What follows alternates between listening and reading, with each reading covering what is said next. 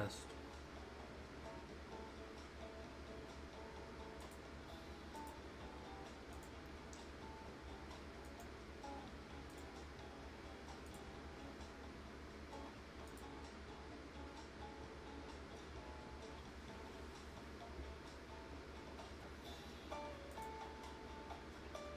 All right, test.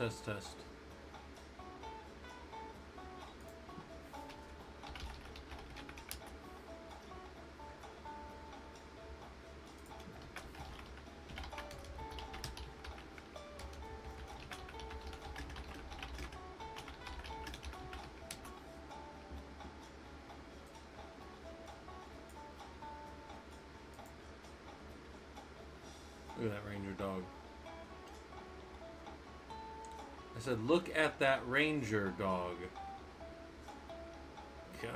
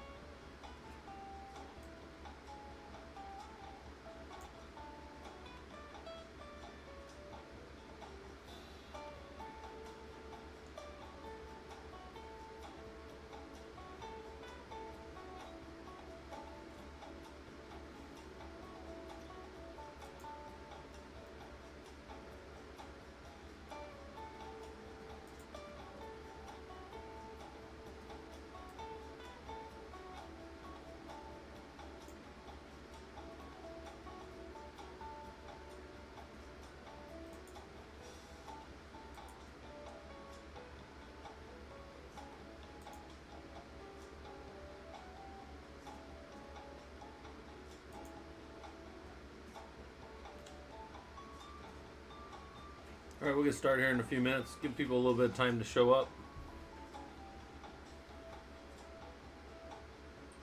Then we're doing labs. It's a lab Sunday.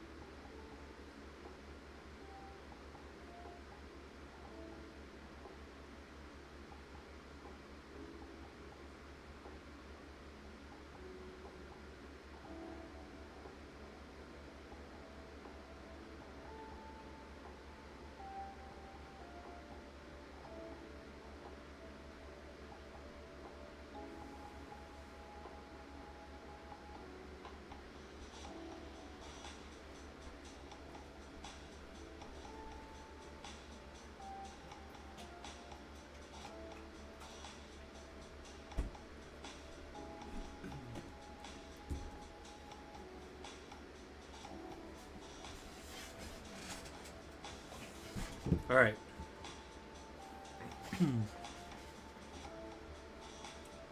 We are coughing a bunch. All right. We're going to do some Linux today.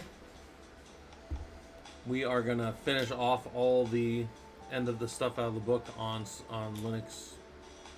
And then we're going to go into Ansible. So that's the goal today. Give it a few more minutes if people want to show up. And then we're going to go. Yep. Then we're going to go.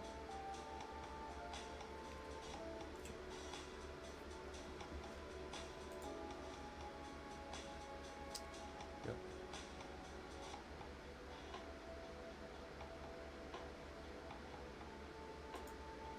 We'll give it a minute. If anybody wants to do the labs with me, you can. They are here, and they are free. That's always important. Free is the best price for a lot of stuff online, but this is one of the things that really, I think, adds some value. So I'm linking it on the Twitch side, and then it's also over on the YouTube side for anybody that wants it. And then, yeah, give it a couple more minutes, and we'll get going here.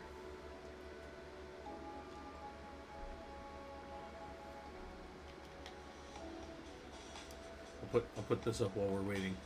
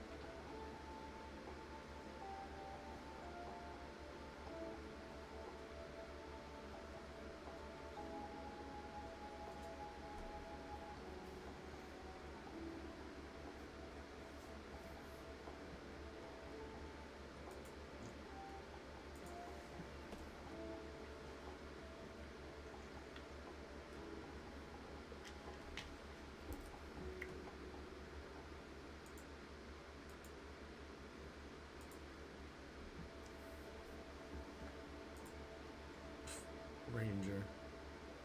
Gosh, look at that dog.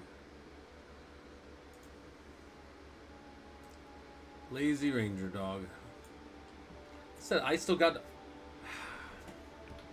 I don't know about these damn closed captioning. It's like it's wrong more than half the time. When I look down, it's just some bullshit that it's not even like remotely similar to what I said. But when I watch it, it's perfect. That's the funny thing. When I'm not watching it, it says ridiculous shit. I'm just like, I don't need to know, but I don't know. Hopefully it's good enough. We'll go ahead and start here. The things that we've been doing the last Friday, Saturday, and now Sunday. Sunday is always all lab days. But what we've been doing is we started in the book. The book's been published on LeanPub, and we've just been running through all the labs. We started in the Linux at the beginning, and we've gone through everything Linux related. Yesterday we got through the last of the config things, and now we're in the security ones. These are the last of the Linux labs before we jump into any of the other ones. So I'm just kind of checking things and making sure that things are right. Over here on the right, the book talks about the lab, right? You could do the lab by itself. You don't need the book for the lab, but the book adds a little bit to it. So the task is determine unknown user login attempts, create users that should be available in the system, right? Create users that should be there.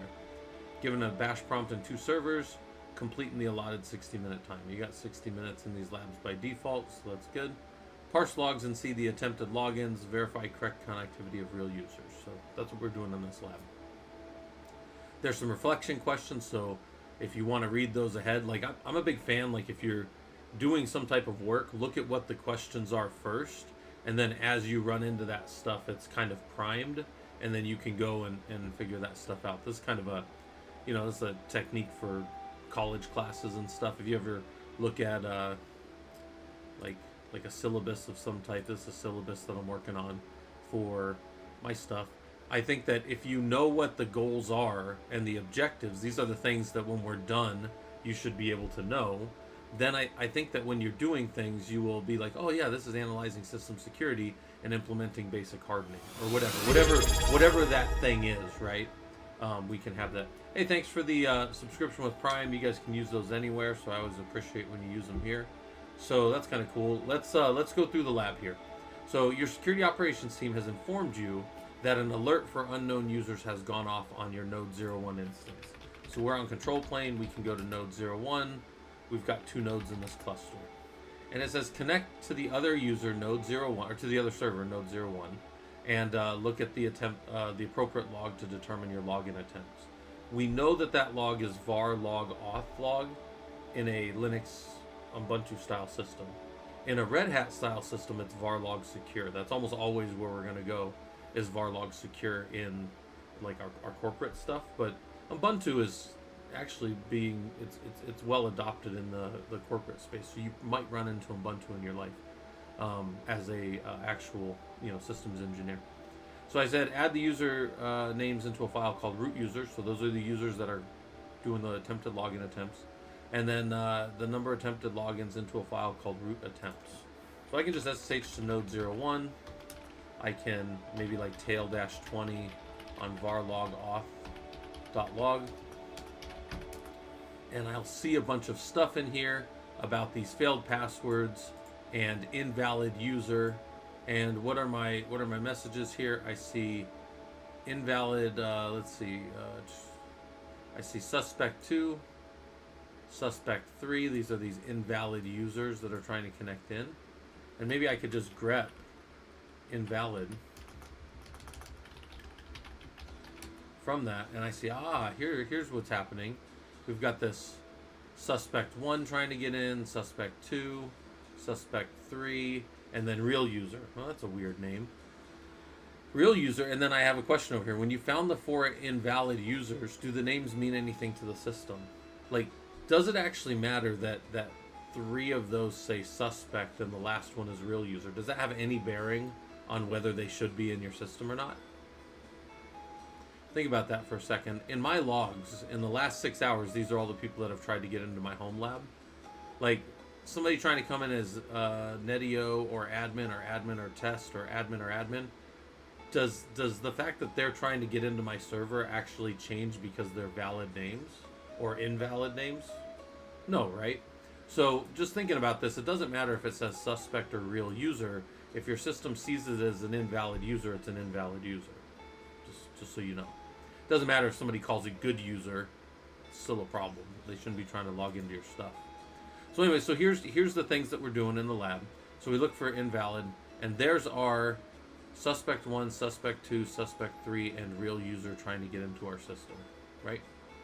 So we'll jump back out to our normal node, and we'll run that same command and throw the output into root users. So if we cat root users, we have those 4 attempted logins. Those are the people that tried to log in.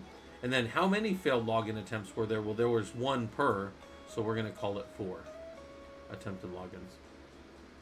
Now you might look at that and go, wait, well, hold on, Scott. There's a bunch of activity around suspect 2, though. Yeah, but it's only 1 failed login attempt. So it's the user attempted to log in. They're an invalid suspect. They have failed password, and then the connection was closed. So look, failed password, connection closed. The password failing is actually a timeout, but it doesn't really matter. Here, it's still a failed to supply a password. It's just it's not telling us that it's because it was a timeout. And you say, how do you know it's a timeout, Scott? Well, because I didn't give it a password. Like, it's trying to connect, but it doesn't have a password, so it wouldn't be able to connect even if it did, because it doesn't have the password. So, all right, so we hit that, and I say, you talk to your identity and access management team, your IAM team. They're your identity and access management team, and they tell you that real user's a real user. You should have real user in the environment. The other ones, they don't know anything about. So I say the one user that's supposed to exist is real user. Maybe that's a service account for some software. Maybe there's a company called, Real User, and you guys are doing a proof of concept on their systems in like a dev environment. Who knows? And then I say create a real user account on both systems. Ensure that the root can log in as that user. And then we might not always do that like that in the enterprise, but we're doing the individual pieces so that we understand them, right? So clear the screen, and we'll jump back over. We're on control plane, and let's check real quick. Do we have real user on this box? We do. He's ID 1001, and there's nothing on the other box. So let's go ahead and make that user over there, and then we can do the same thing again and see, yeah, that user is over there. The user is on node 01 now, so that's good. Then we'll SSH to node 01, and we'll give him a password. The password will be 1234. Super secure. 1234. Then we exit back to control plane. And then we do something here that we normally wouldn't do. We're going to we're going to, what we do, clobber or just overwrite a file, the var log auth log file. We're going to overwrite it and just erase it. We normally in all the world would never do this. You want your logs to be immutable. The only thing that should ever delete a log is the passage of time, like it's falling off the server because of time, or maybe log rotation and you've determined that after so long we don't need them anymore. Those are the only things that should ever change or delete logs. That being said, for the lab, we are going to wipe the logs so that we can pretend right now that we're in a brand new environment. So we're going to wipe the log over on that box. How did I do it? Well, I SSH to the node. I echoed nothing over the file. I didn't append it. There's not two greater than signs there. It's just a single greater than sign. And that means I clobbered that file with nothing. That's what it is. So I wrote a null value, nothing, over all the contents of that file. Doesn't matter if that file is 80 gigs, it would overwrite it like that. Okay? Then we are still on the same server. We're going to run this little check script. Let's see what the script does before we run it. So cat root SSH script. This is the one that we use to generate all that noise in the logs and see the 4 attempted logins.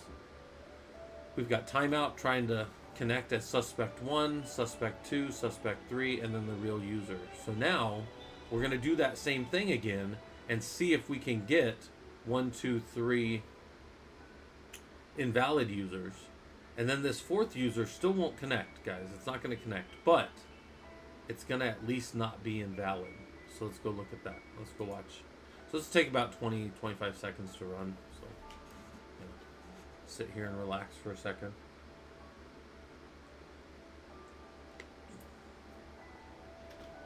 And then question 2 there says, we wiped the logs for var log auth log. We just did that. But is this something we would ever do in the enterprise? And the answer to that's absolutely not. You could wipe a log off a box if you're sending data off of the server in an appropriate fashion. So logging in real time should be sent via rsyslog, graylog, I guess if you want to use graylog. I like Loki, like throw data off with Loki. But get the data off your systems, and then if you want to wipe the off log, you can, right? Like that's up to you or whatever. But so we did that. We tested that right there. And then now we're going to go and we're going to look at invalid logs, and we're only going to find suspect 1, suspect 2, and suspect 3. Now, real user did not connect. It still didn't connect, but at least it's not an invalid user anymore. Now it's a real user in the environment. It's just invalid. Invalid is just these ones that aren't on the system, right? So it says you still see error with login, but now at least real user is no longer invalid. We'll fix their login in the next section. So we hit check. Right here it says, after you rerun the root SSH script, why did the real user not show up under the invalid users? Why did they still fail to log in? Can you see that in the log? Yeah, you can actually go and look. If you were to grep out of there, you would still see the connection was closed and he still wasn't able to connect, but it's because he didn't have a password. Or he had a password, but we didn't give it in the script. It just failed to connect. So it says the real user is now set up, and we want a key for root to be able to log in as that user. This isn't exactly what we would do, but this is kind of a way to see the individual pieces. If you've never built an RSA key, we're going to do that right now. So we're going to create a key for the root user called real_RSA. Then we're going to push that key over. The key that we push is always the public key. The public key can be spread far and wide. The private key is kind of like your house key. You never give it to anybody, right? For real user to log in from root, and then we'll test that we can see that we're that user. So let's go here, and it says create a key in the root account. So let's clear the screen up. Who am I? PWD. We're root. We're going to make a key called real_user_RSA. Real quick, if we ls-al in root.ssh, here's all the keys that exist right now. The current key that we use when we jump over to the box, another server, is the ID_RSA. And if you say, well, how do you know? Can you prove to me that that's how you connect? And I say, yeah. So check this out. Here's my ID_RSA, and here's the public version of the key that goes with that. And if I just cat ID_RSA dot pub.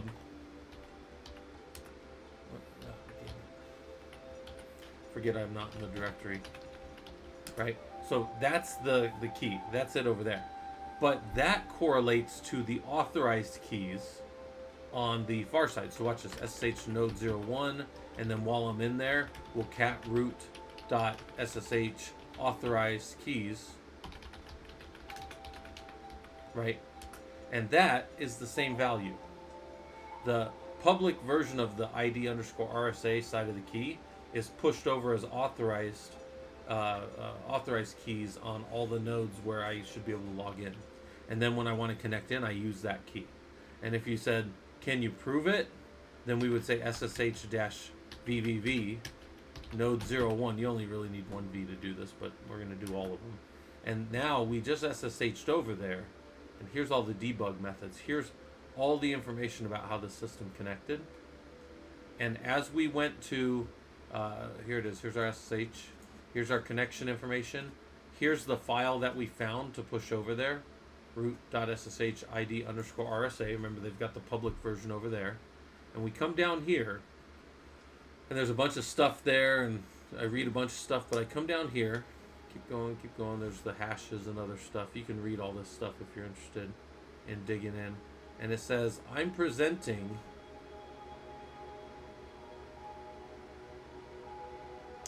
yep, here's a host key loaded, host node 01 found in there, so we know that the key is host is who it is. It says, I will attempt this key, root.ssh id underscore RSA. I'm going to encrypt something with this and send it over to them. And if it is decryptable by their side and then readable, then they will agree that I have the correct key that's what we call cryptographically similar to the public key that they have. It says I attempt a bunch of key, and it's going to say that it accepted my key.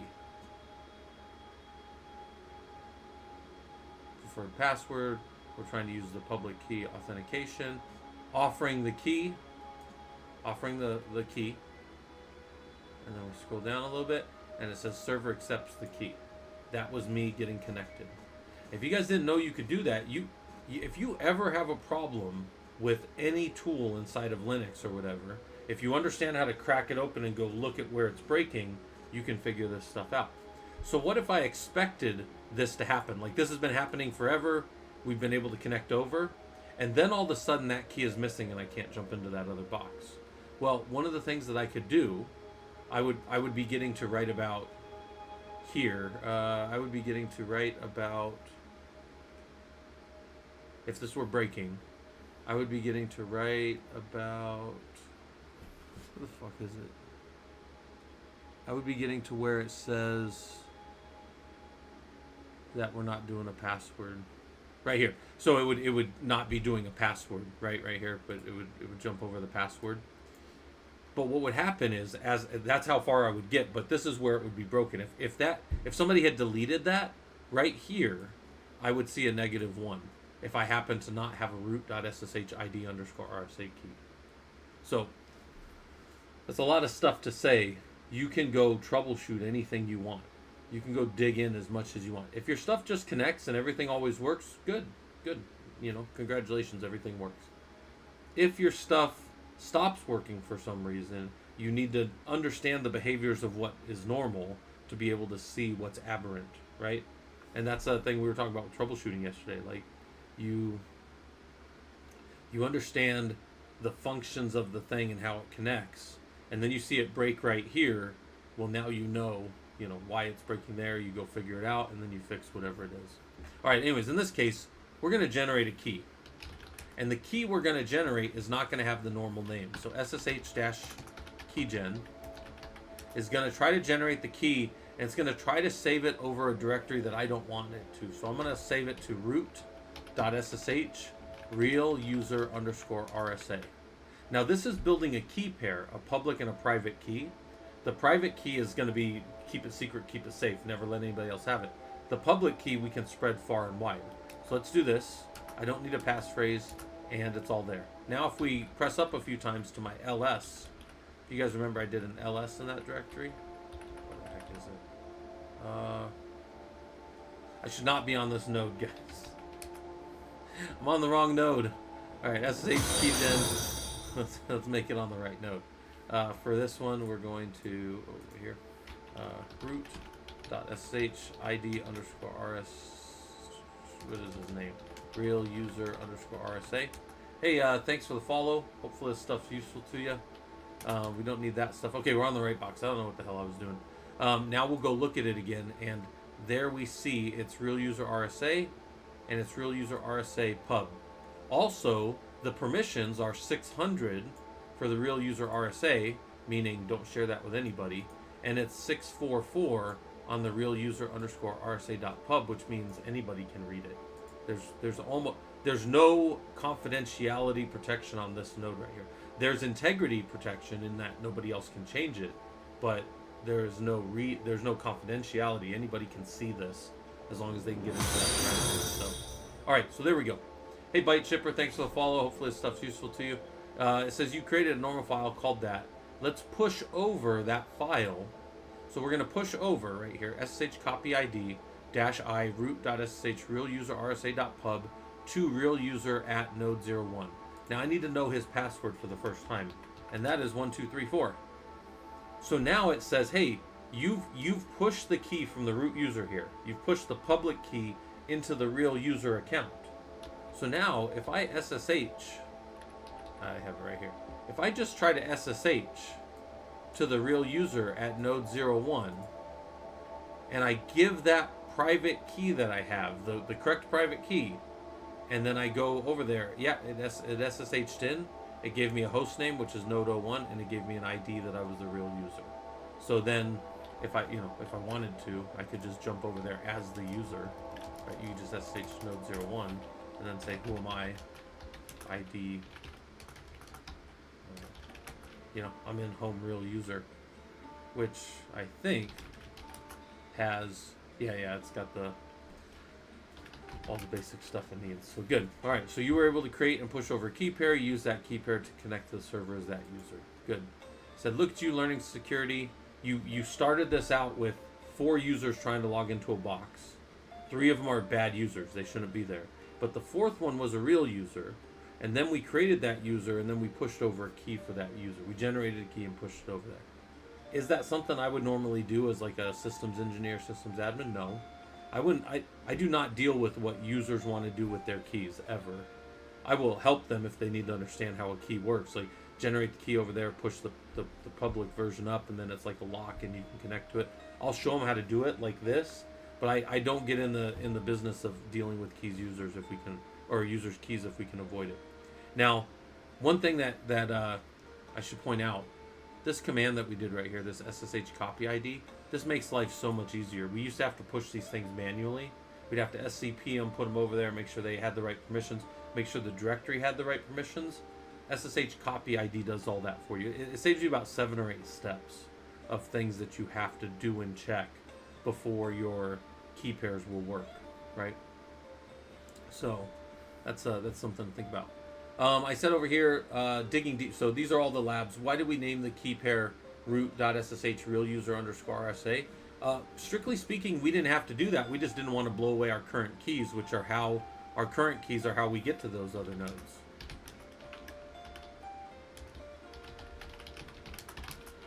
We didn't want to blow away this because this is how I was getting to the node currently. And I don't know the password to re-push that. I'd have to reset the whole lab. So that's why. That's why right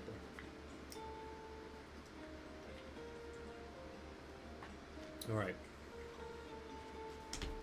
So now digging deeper says, look up how public and private keys work in SSH. How does that fit with what you did in the lab? Why is it important to never show your private key to anyone? Well, we don't show our private key because if I were to cat ID underscore RSA, by the way, I would never do this in the real world. I'm only doing this for the lab. There is my key for this lab. This is going to be gone, but you would also never copy this and give it to anybody. It would definitely be something that you would lock in. Can't the SSH directory structure for new users be done with making the structure in Etsy-Scale? Found out about it recently. Yeah, I guess you could put different stuff in there. Whisper. Yeah, so what he's saying is when we generate new users, let's go to node 01. So the question looks like this. if we go to etsy-skel, ls-al in this directory, here are things. The etsy-skel directory is what gets populated into a new user's home directory. Let me prove that to you real quick. I'm going to do a user add -m scott test1, right? And then if I sudo su to scott test1 as this system, as this root user, and I say ID, I'm Scott Test, pwd, I'm in my home, and ls-al, there are the files from etsy-skel that were brought down. So now watch out. Now watch about this. I'm going to go back to root. Who am I? Right, I'm the root user. pwd, I'm in etsy-skel, and I'm going to go ahead and touch some new dot file. That's what we're going to call it. Some new dot file, and maybe this has whatever information in it. I don't know, right? And then I'm going to do a user add, and this user add is going to be Scott Test 2. And then we're going to become Scott Test 2. And then we're going to pwd to make sure we're in our home directory. And then we're going to do an ls-al. And now there is this some new dot file, which by the way is an empty file. But it's been pulled as the user was created, as his home directory was created. We pulled all of the files out of etsy-skel and put them in there. Okay, so that's part of the process of building users. So if you need to populate user accounts and user home directories with things, you put them in etsy-skel. If you need to configure things to happen, okay, so hold on. That file that was in etsy-skel is root over here. Some new dot file is root. But when I pushed it to the user, it's Scott Test 2, Scott Test 2. Now think about this for 1 second. Can he change that file? Can the user change that file all they want? Yeah, it's their file, right? It's in their home directory. It's hidden, so they need to know how to find it. But it's theirs. They do whatever the hell they want with it. It's like if you left a box inside my house, I'd be like, hey, I cut that box up and threw it in the trash. And you'd be like, but why'd you touch my box? You didn't have access to it. And I'm like, it was in my house and it had my name on it, right? Like I'm gonna do whatever I want. Hey, thanks for the subscription with Prime Byte Chipper. I always appreciate that kind of stuff. You guys can use your primes anywhere. You guys chose to use them here, so that's kind of cool. Also, it saves you from having to see ads, which is kind of cool too, right? But we're here. We're on the system, right? And we are. What was I thinking? I lost my train of thought for a second. Oh yeah. Anyways, the user owns it. If you want to set user values, but not let the user change them, we're going to go do that in a place that they don't control, which is typically over here in like Etsy profile.d. Like we'll set things in here, and this Etsy profile.d gets read by all the users. So let's go look at one. I don't even know what's in here, but this gawk.sh. So more gawk.sh, and this is something that is probably run on all the users. But if we pwd and then we'll just do ls-al and ls-ld, user can read stuff out of there, but they sure are not going to be changing anything in there. So it's root. Root is the owner, and he's got read write, right? He's a 6th there. Root is the group owner, and he's got read, and everybody else in the world has read on this directory, or on this file gawk.sh, right? This is the read write execute of the root owner. This is the read write execute of the group owner, and this is the read write execute of everybody else in the world. So if you guys have never seen that, this is read write is on and execute is off, so it's a 600 out of a 0 to 7, right? Then or 6. This is a 6 right here. And then this is read, which is the 4. The 2 and the 1 bit are off, so that's a 4. And then this is the 4 with the 2 and the 1 bit off, so this is a 4 as well. So that's read as 644, right? That's how we read that. If you ever hear people say that, or people do something like chmod, 600 on gawk, gawk.sh, and then you go look at that again, and then you're like, okay, Scott changed it to 600.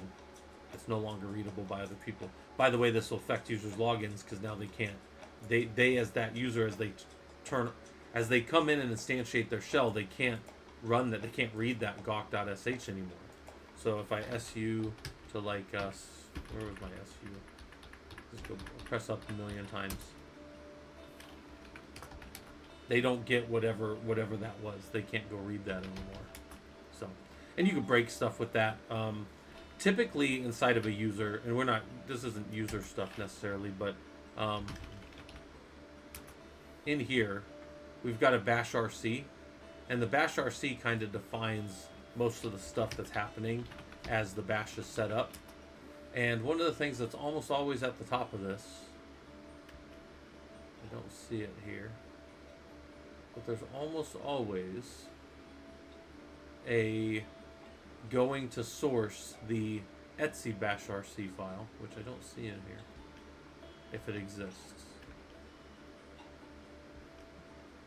Oh, here, that's etc bash completion now. etc bash rc. Bash aliases, I don't see the bash. It's been a while since I dug into these. But the point is, you can configure how your system starts up right here. If not,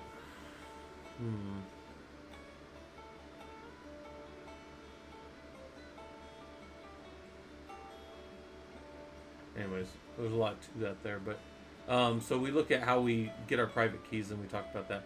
And then it says, what does NIST say about the SP 800-57? So if I just went to Google and I said NIST 800-57, that is the key management recommendations for key management.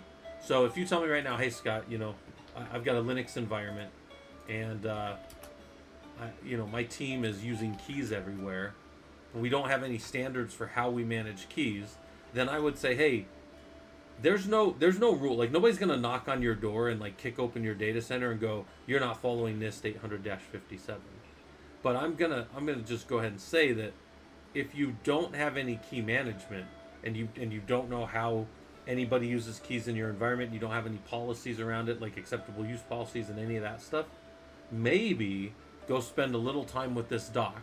You can go read it right here. It's free. And even, look, I'm not telling you to go spend the rest of your month here and spend a bunch of time spinning on it, but maybe at least go look at the basics of what you should do with keys. They have some really basic stuff about keys in here that you could extract and you kind of squeeze down and say, here's our one-page policy on keys. A user is allowed to have no more than 2 keys in the environment. If their key is ever suspected of being compromised, they have to immediately rotate it. If we find any of your keys in plain text anywhere, any of your private keys, and they're readable by anybody, we'll immediately delete all your keys in the environment, and you'll have to regenerate them. Now, that's a real hassle. But you know what's better than that? Is if you have somebody in your family that just leaves fucking house keys everywhere, all over the city with your name and address on them, that's basically what's happening if you're leaving keys everywhere. Anybody can jump in as you. Anybody can go into your house. Have you guys ever heard that, where people will, and I don't know how much this is still done, but I used to hear about this, that people would break into cars and they'd take garage door openers and they'd take the registration for the car. And you go, why the hell would they ever do that? Well, because by the time the person realizes that, they get out of their store and they find out that their stuff's been broken into, the person has their home address and their ability to get into their house, right? And it's the kind of same idea here. We know what the user is, probably, if we're on their system anyways, but we can read and then take over their keys and become that user. So that's a major problem. My point in bringing all that up is to say that key management is something most people never even think about, even in the Linux world. But this talks a lot about it. And again, this is real deep. You could spend a bunch of time on this, or you could at least just go hit the high points and say, we're going to at least do this. We're going to follow the best practice of rotating keys. I've been in environments where the root key has not rotated in over 10 years. You say, over 10 years? Yes, over 10 years. And any admin at any time could have taken one of those keys and walked off home with it. How would we know? Right? It's just a copy. It's an SCP of a key. And then if root's able to log in, especially externally, which is really bad practice, they can get in. Some people would say, then I should never use keys anywhere. Keys are perfectly safe as long as you understand how you're using them, right? And this is true of everything, right? Like, A car is a 4,000-pound missile. So my big truck, if I just want to go drive it over people, that would be pretty bad, right? I mean, well, it would be bad for the people. Probably be bad for me eventually, but I'm saying it would be really bad. It's the same idea here. Like this tool itself, the key management itself, there's nothing wrong with using keys, but understand that some of the implications of using them, right? So anyways, that's the digging deeper. And it's specifically, you would Google NIST and 800-57, and then I linked it for you guys there. I also linked it on the YouTube side, so if anybody's on YouTube, they can see that as well. All right. So that was that lab. That was an attempted user login.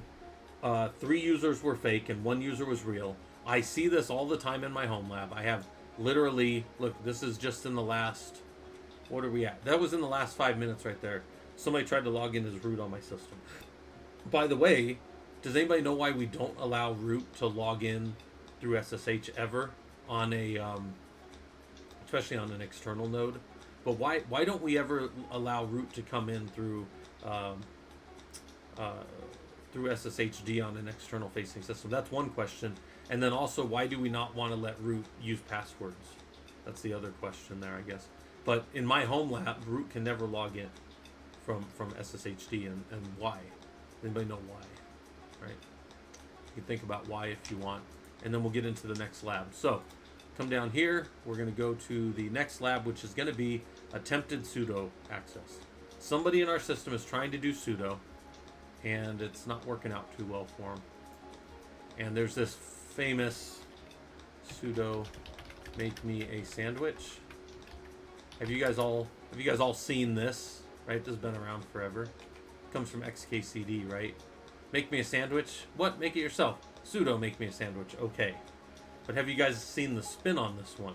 This is, so sudo is I'm exercising my right of root to do whatever I want, and then you have to listen to me, right?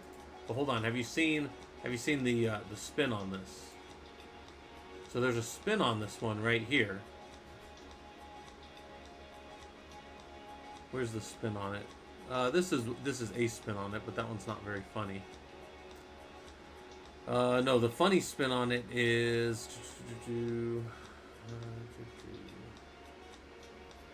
user not in sudoers. This will be reported. So that joke's been around forever. But then the joke that people have extended with it is user is not in sudoers. This incident will be reported.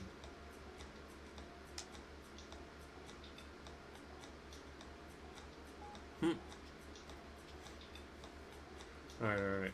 I love this meme right here too. This one's been done a bunch of ways, and one of my favorite ones is from Jiu-Jitsu. He says, "Dad, I got in a fight in school," and he's like, "How did it go?" And he goes, "I heel hooked him," and he goes, "That's my boy."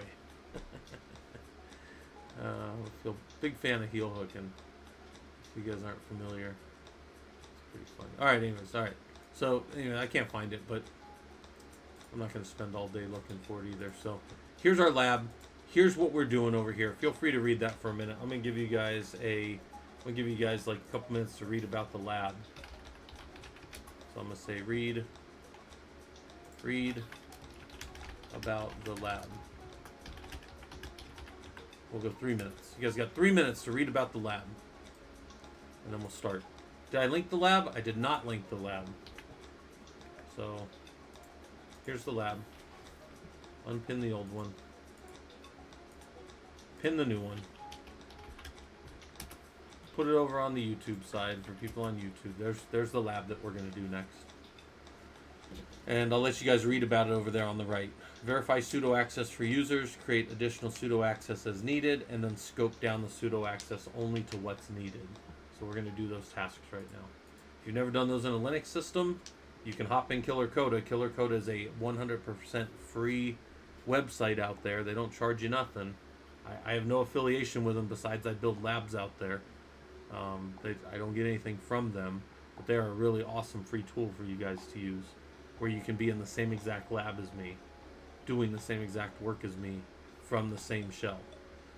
Well, you wouldn't be in the same shell as me, you'd be in your own system, but you can do every single bit of this along with me if you want. All right? Okay, so read about that for a minute. I'm taking a break and drinking some water.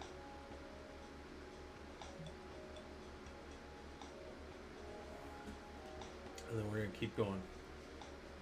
I talked to my wife a little while ago. She's coming back a little early from her scrapbook retreat, so she's been out of town the last few days. That's why I've been streaming so much. But she's going to be back around 1 here, so I've got a few hours to keep doing labs before the wife gets back, and then I'll hang out with her for the weekend to finish out the weekend before starting work again tomorrow. That's the thing about work. There's always more work coming, right? Always more stuff to do. All right. So we're going to let this 1 more minute run out. Let's go check on Ranger Dog, too. How's Ranger Dog doing? How's Ranger? Aw. Ranger's real tired. I need to go give him food, too, here in a little bit. He hasn't had breakfast yet. He had, let's see, he had a good amount of dinner last night. He's had a few snacks. He's got water, which is important because I live in a big desert. So make sure your dog's got enough water. There he is. That's Ranger.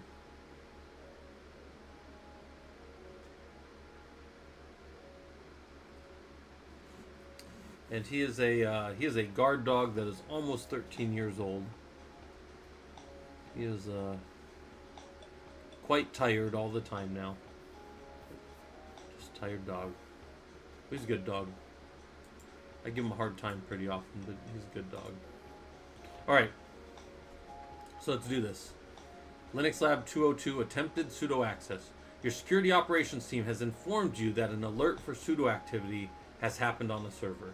You're doing some kind of SIEM solution, which is security incident and event management. You're feeding logs off somewhere, and something triggered that somebody's trying to sudo on some of your servers. You need to investigate the sudo logs and see what the user or users are attempting to do. What's happening in the system? And I'm going to tell you there tends to be 2 types of things that trigger sudo. There is truly inappropriate or malicious type of events. Those things happen sometimes. Sometimes users are just trying to become root. That's a thing. But the most common way that I see sudo attempts happen in logs is this. A team, like a dev team, will be working with a vendor, and the vendor will give them a script, or the vendor will tell them to, run some tool that they have, and the tool will attempt to, inside of it, or the script will attempt to sudo for certain permission sets. And those things, every single one of those will trigger. Well, that, in my mind, is like, that's not malicious. That's like a good faith attempt at getting my job done and getting a tool installed, and I ran something that a vendor gave me, and it went against some locked doors in the permission fields. It rattled those doors, and that alerted us. So now we've got 2 things we can do. We can come down and say, no, you can't have those permissions. Or we can, as we mostly do, we say, yeah, you probably need those permissions to set this thing up, and I don't want to set it up myself, so here are those permissions for now, and that's what the sudoers file does. The sudoers file allows us to give either wide-ranging, and we're going to see that, like wide-ranging access to everything. We can give up everything. We can give somebody root if we want. Or we can lock them down to only the files and accesses and commands that they need with the sudo permissions. So they can pretend to be root, but only in the case of asking somebody to make them a sandwich, like we saw in that other one. I don't have to give you permission to tell somebody to do everything. You can tell me every day to make you a sandwich and I'll do it. But you can't tell me, hey Scott, go drive your car around and crash it. I wouldn't do that for you. But that's kind of the idea. Sudo gives you this tremendous power, but as administrators, we don't have to give all of that power up to our users if we don't want. All right, so let's go look at this. So the solution says user logging may take up to 60 seconds to execute. So I've got this thing running in the background every 60 seconds. So we've talked long enough. We've been in this lab 6 minutes, so this has run. But if it hadn't run, like if you just got in the lab while I first started talking, this thing will say echo I am patient and it'll sleep for 60 seconds. We don't need to do that in this lab for right now, but if you wanted to, you could do that. And I said, go check the logs where Ubuntu keeps sudo requests. And it may take up to 60 seconds to populate. We're good on that. And we'll go look at the var log auth logs. And in there, we're looking at the last 20 lines. We see a whole bunch of these. So somebody tried to open a session for bad user, and then they tried to, once they got in there, they tried to sudo, right? And there was an authentication failure. And then there was also another attempt at sudo, and there was another authentication failure. And then down here, the conversation failed, so we didn't even get the discussion across. And then it says, couldn't identify the password. And then here's the alert that we're so used to. Bad user, user is not in sudoers. So the bad user is not in sudoers, and it cannot do this command it's trying to do. It's trying to do user bin ls root. It's trying to look at the root's home directory. So there's all these attempts from this bad user to do this thing, user bin ls root, and also this is the more insidious one. It's trying to become the root user right there. If you can ever execute that command right there on a Linux box, you have done what's called rooting the box. Rooting the box is the idea that I take over root. Now, most of us are root because we're systems administrators and systems engineers, but so we have root. But if anybody else can ever execute that command, they're like sitting next to us going, hey, what's up, bro? I can take this whole box down if I want. And they can. They have all the permissions. They can delete whatever they want. They're root. They're the root user. So we don't always give this out, but these are the two things that the system's trying to do. And these are the things that are not in the root. Now I'm going to show you a command right now that's super useful. You can do sudo -l-U for bad user. And it'll tell you bad user's not allowed to do anything. What if I do that for like the root user? It says root can do whatever it wants. Well, it makes sense, it's root. Your user root can do all of these things. So that's kind of a tool. I really like the sudo -l, so we're listing out the permissions for the user root, or the user bad user, or the user Scott. Scott doesn't exist, but if I did, we can see what the permissions are. So we'll grep bad user var log, and we'll see that the user's trying to do some stuff, and we'll also see that the user is not in sudoers, right? That's what we were seeing earlier. But here's what the user's trying to do. It's trying to run as bad user, echo 1234, so it's giving a password, and then it's trying to ls into the root directory. Or here it's trying to become the root user. So what we get out of all that is bad user who doesn't have any permissions to do nothing is trying to do some things that they shouldn't be able to do. Again, this could be one of two things. It could be malicious, or it could be real permissions that somebody really needs to install something, maybe as part of a script or an installer or a set of procedures that they're doing, and they just don't have the permissions. So this is where, as a systems engineer, I may have to go work with that team. I may have to call the managers in, or the identity and access management team, and say, hey guys, is this what we want? I'll do it. I'm going to show you guys we can do it, but should we do it, right? Because that's always the kind of crux of it. If it's being blocked and it's malicious, then we can go fire the person, or we can disable the account, because I don't want to let it keep rattling on doors until it finds something open, right? That's another problem. But this is a thing that we might do or whatever. So hey, thanks for the follow, Alex F5. Wonder, is F5 related to the networking? If it's not, don't worry about it. Just F5s are a big network company. All right, or F5, big networking. A little more water. All right. So then, one other thing. So let's see root's cron tab. This is how. So I'm showing you how I'm doing that. Every minute of every hour of every day. So every minute of every hour of every day of the month, of every month of the year, of every day of the week, we're running that. It's a lot to say. Every minute we run this. So that's how I'm running sudoers. I'm letting bad user try to do this command over and over again. That's what's happening there. That's how we're generating those error messages. So now we find out the bad user is supposed to have permissions they're trying to sudo to. Somebody in the company goes, no, you know what? They should have those two things. Some manager above me says, give it to them. Only on their servers. And I say, okay.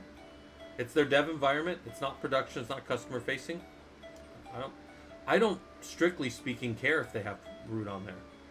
I do care from the fact that like they're gonna make me support it. Like I'm gonna have to un-F the football when they're done with it, right? We talk about that in the military. You guys look like a bunch of monkeys trying to F a football, right? It's basically like saying you're ate up like a soup sandwich, right? If you've ever seen a soup sandwich, it's not pretty, right?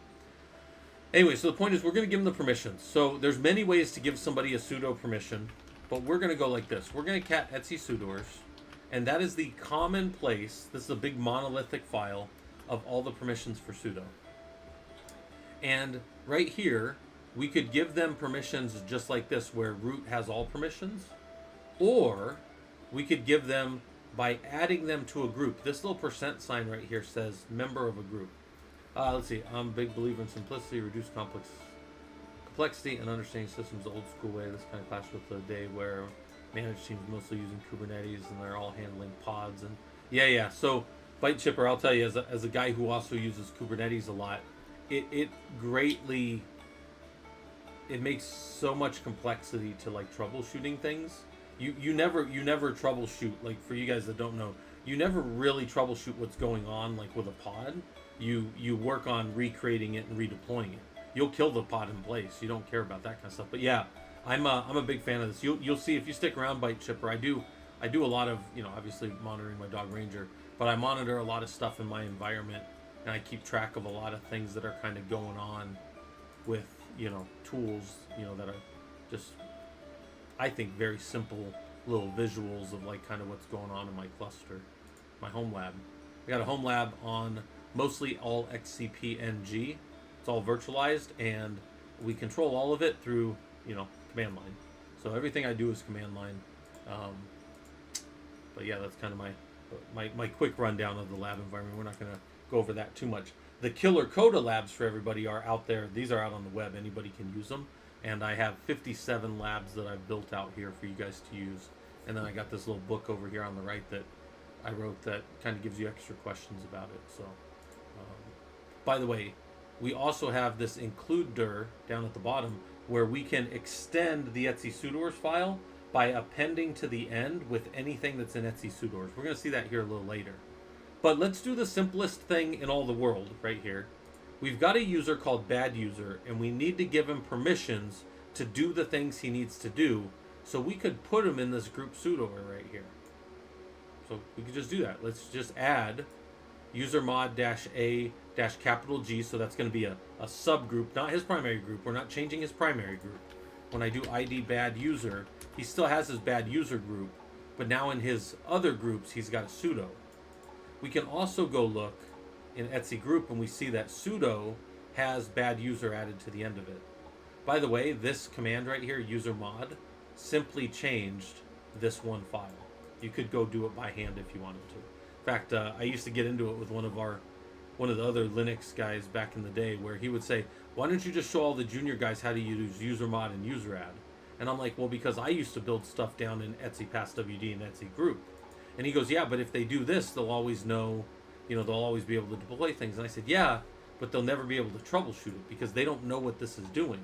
With my method, and if I show you guys how to use etc group and etc passwd and you don't want to do it, you can switch to this whenever you want. But if somebody only ever taught you user add and user mod, and they never showed you where it actually happened, you can't use the other method. You can't go troubleshoot it because you don't even know it's there.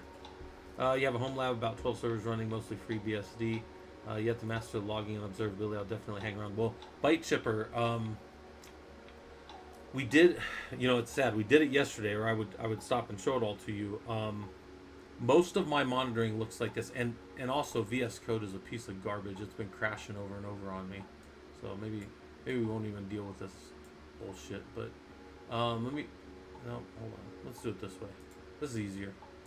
This is how my home monitoring architecture looks. I was letting somebody people were allowed to mess with this last night, so some of the stuff is moved. Anyways, this is how our home lab works for observability here in the Prolog. This is my kind of home lab. Everything ends at Grafana. InfluxDB2, Loki, and Prometheus sit there, and they either have data sent to them, like through Telegraph. This is any one server on the left here. So this is data ingest, data storage, data visualization, right? That's kind of the pieces of this. So do that real quick here. I probably should add to this anyways. This is ingest, like what's sending the data over, and then this is data storage persistence, right? Persistence, if I spell it right. And then this over here is our data visualization. and then that's kind of how these pieces work here that I'm always showing. But yeah, then Grafana is always our visualization, and then you have all these tools sending data over. And for the most part, you could probably get away with only like Prometheus and Node Exporter. So there's all this stuff there for you guys to kind of use. Hey, thanks for that, Byte Chipper. If any of you guys got a gift sub, make sure you thank Byte Chipper. But I appreciate that. It makes everybody a little happier that they don't have to look at ads and all that good stuff. So I definitely appreciate that. Look, my VS Code has just been crashing left and right for like 2 days now. It's kind of annoying. But so the user is in that group. Let's do a command we just did earlier, guys. Let's go here and let's go sudoers -l-u bad user, and let's see what permissions now that the system sees it has. Well, the bad user can do whatever it wants now. That's wild. But there's also one thing that still happens. We're still going to have, if we just sleep 60 and wait for the logs to come back up, we're going to have the same, I guess, let's say the same type of problem, guys, where what's going to happen here is bad user doesn't have a password yet. It's trying to do some stuff, and it's trying to do it with passwords, but it doesn't have a password yet. So, yeah, I definitely appreciate that. I really appreciate when people hang out on Sundays in general, because Sundays are all lab days. All we do on Sundays are labs. And I've streamed a lot the last 2 days because the wife's been out of town. She's been at a scrapbooking retreat. Her and her girlfriends go out a couple hours out of town. And then it's funny, she left town and then it stormed a whole bunch. Because Phoenix was getting in the 90s, guys. We hit 100 the other day in Phoenix. Yes, it was like April 22nd or something. We hit we hit 100 for 10 minutes in the afternoon. It was 100 degrees out here. And then just yesterday, where I'm going with that is just yesterday, it was only 74. So that's like super nice, man. If you're used to the heat, it's real nice that it was not nearly as hot. All right, so that sleep happened. So now let's go look at the var log auth logs, and we're still getting these password issues, but we're getting password attempts, and we still get the session closed. We didn't connect, but what we no longer see, guys, what we no longer see is what we were seeing before back in the day, back a little bit ago. We used to see a user not in sudoers file. We don't see that anymore. The user is in the sudoers file. The user has permission. Now it's just a password problem. And how's it going, Monkey Man? I always appreciate when you stop by. We can go look at varlog syslog. We still see some messages, but we're not seeing messages around that user not in sudoers anymore, because that's not a problem anymore. Here it is. Grep him from varlog. We used to see a bunch of these from when everything in varlog. We used to see all these errors here, and we were seeing that he was not. Where is he at? Up here a little bit. We see that he was not in sudoers.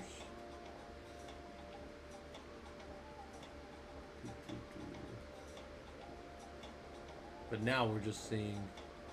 Where's he at? Where's he at?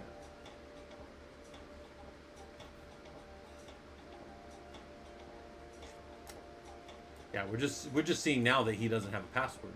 So we can remedy that by giving him a password. If we go far enough back, though, we'll see he wasn't in sudo. So this was him. We added him to shadow, to the sudo group. But before that right there, we should see all these times where users not in sudoers. But that message has stopped. That's my point in showing you guys that. That message has stopped. He's not having sudo problems anymore. He's having password problems, which is still a problem. But he is a user that is allowed to do things on the system now. So guys, this is like, it's almost like, and I grew up in Glendale, like I grew up in Phoenix, Arizona, and we have a lot of irrigation out here. And if you ever watch how irrigation works, somebody opens a gate and then it floods down a certain range, and then you want to flood this farm, so you open this gate and it floods out that way, and then you open the next gate and it floods down further, like through the irrigation channel, and then you open this one and it goes floods out into that field. And what will happen, you'll see, is that I kind of think of that in how data flows. Like in any process I build, the user was just some user over here as an asshole, and he's trying to do whatever he's doing. He doesn't have permissions to do it. Then we gave him permissions to do it, so now he's getting over here, but he's still getting blocked because he doesn't have a password yet. So let's give him a password, and now that system that's trying to set the password, and by the way, the password has to be 1234 for this, because that's what we're giving in the cron tab. when we try to log in as that user, we're using the password 1234. That's what we're giving with the sudo -s, and then he's trying to do it. And now what's going to happen, if we wait a little bit of time on this one, the user is going to no longer be having those problems, and he's actually going to, that command set right there, if we sleep another 30 or another 60, we're now going to start to see that he's doing his commands and he's not getting any errors anymore. So this starts to really be important because, again, there's two major things you're going to come up to as a systems engineer and a systems administrator. Either somebody really is doing malicious stuff on your system, and in that case, you're just watching them rattle doors and then you're kicking them out. Or what we're kind of dealing with here is bad user, despite his name, his unfortunate name, he is allowed to do those commands, so we gave him permissions to do those commands, and then we gave him a password so that he could log in and do his things. Right? These are things that we do in the systems world. So, here's our next part of our solution. Let's remove the user from that sudo group. Because what's happened now is, when I put him in that group for, when I gave him that group of sudoers, I gave him all the permissions and all the company. Everything in here, let's go look at, let's just grep him from bad log. And now we see that he is logging in, and we're not seeing any errors anymore. If we scroll back a little ways, we'll see some errors with him. But, you know, we'll see the user unable to use, gotta scroll up a little ways. Right here, you would see that he was trying to log in, but he was having failed password attempts. But now he's not getting those failed password attempts because now he's just logging in and he has permission. Let's fix this. Let's be more. We want a certain level of precision.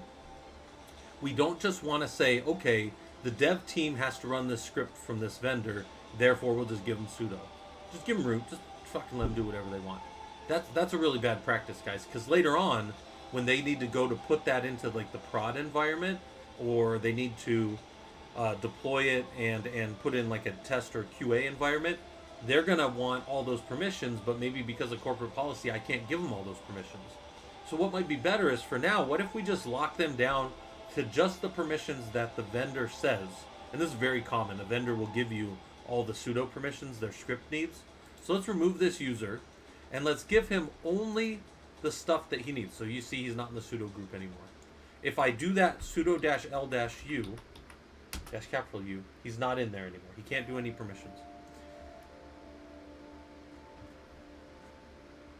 Gotta sneeze. Oh man. Sorry guys. My wife makes fun of me so much about how loud I just sneeze. Alright. Man. It's like gonna pop a rib out or something. But anyways, alright. So the logs will show that the user is not in sudoers again. So we could go look that, you know. But now, what I'm going to do is I'm going to leverage this thing.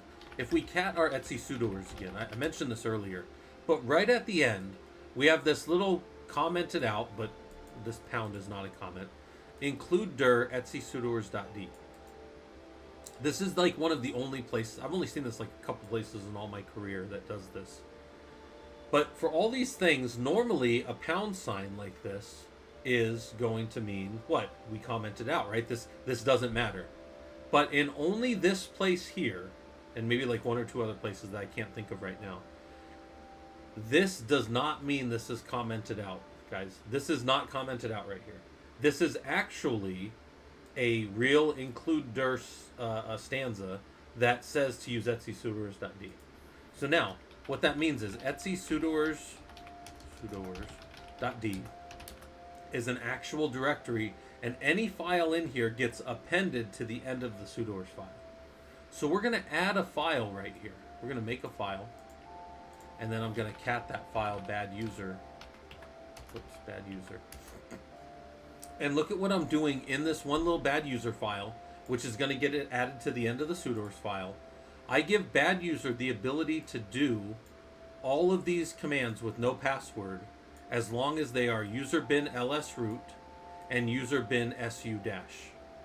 So if I do that sudo command again, Bad user can do exactly 2 commands in my environment. It can become or it can read the root's home directory, and it can become root. Now, some of you are going to quickly go, wait a minute, you gave him root anyways, so you basically gave him the whole thing anyways. I realize that. But in the spirit of locking things down, we have still only given them the 2 things they need. And we would see every time he became root, like there would be a sudo log. Again, would we normally do it this way? No, I just use that as an example. And then why did I give the full pathing? Well, because that's where those files exist. User bin su and user bin ls. And I wanted to be explicit. I did not want to give anybody the possibility of maybe just running an su that they put in temp, because anybody can put something in temp. And if I give them the ability of just running a local su and they cd to temp and run it, there's possibilities that they could compromise the server.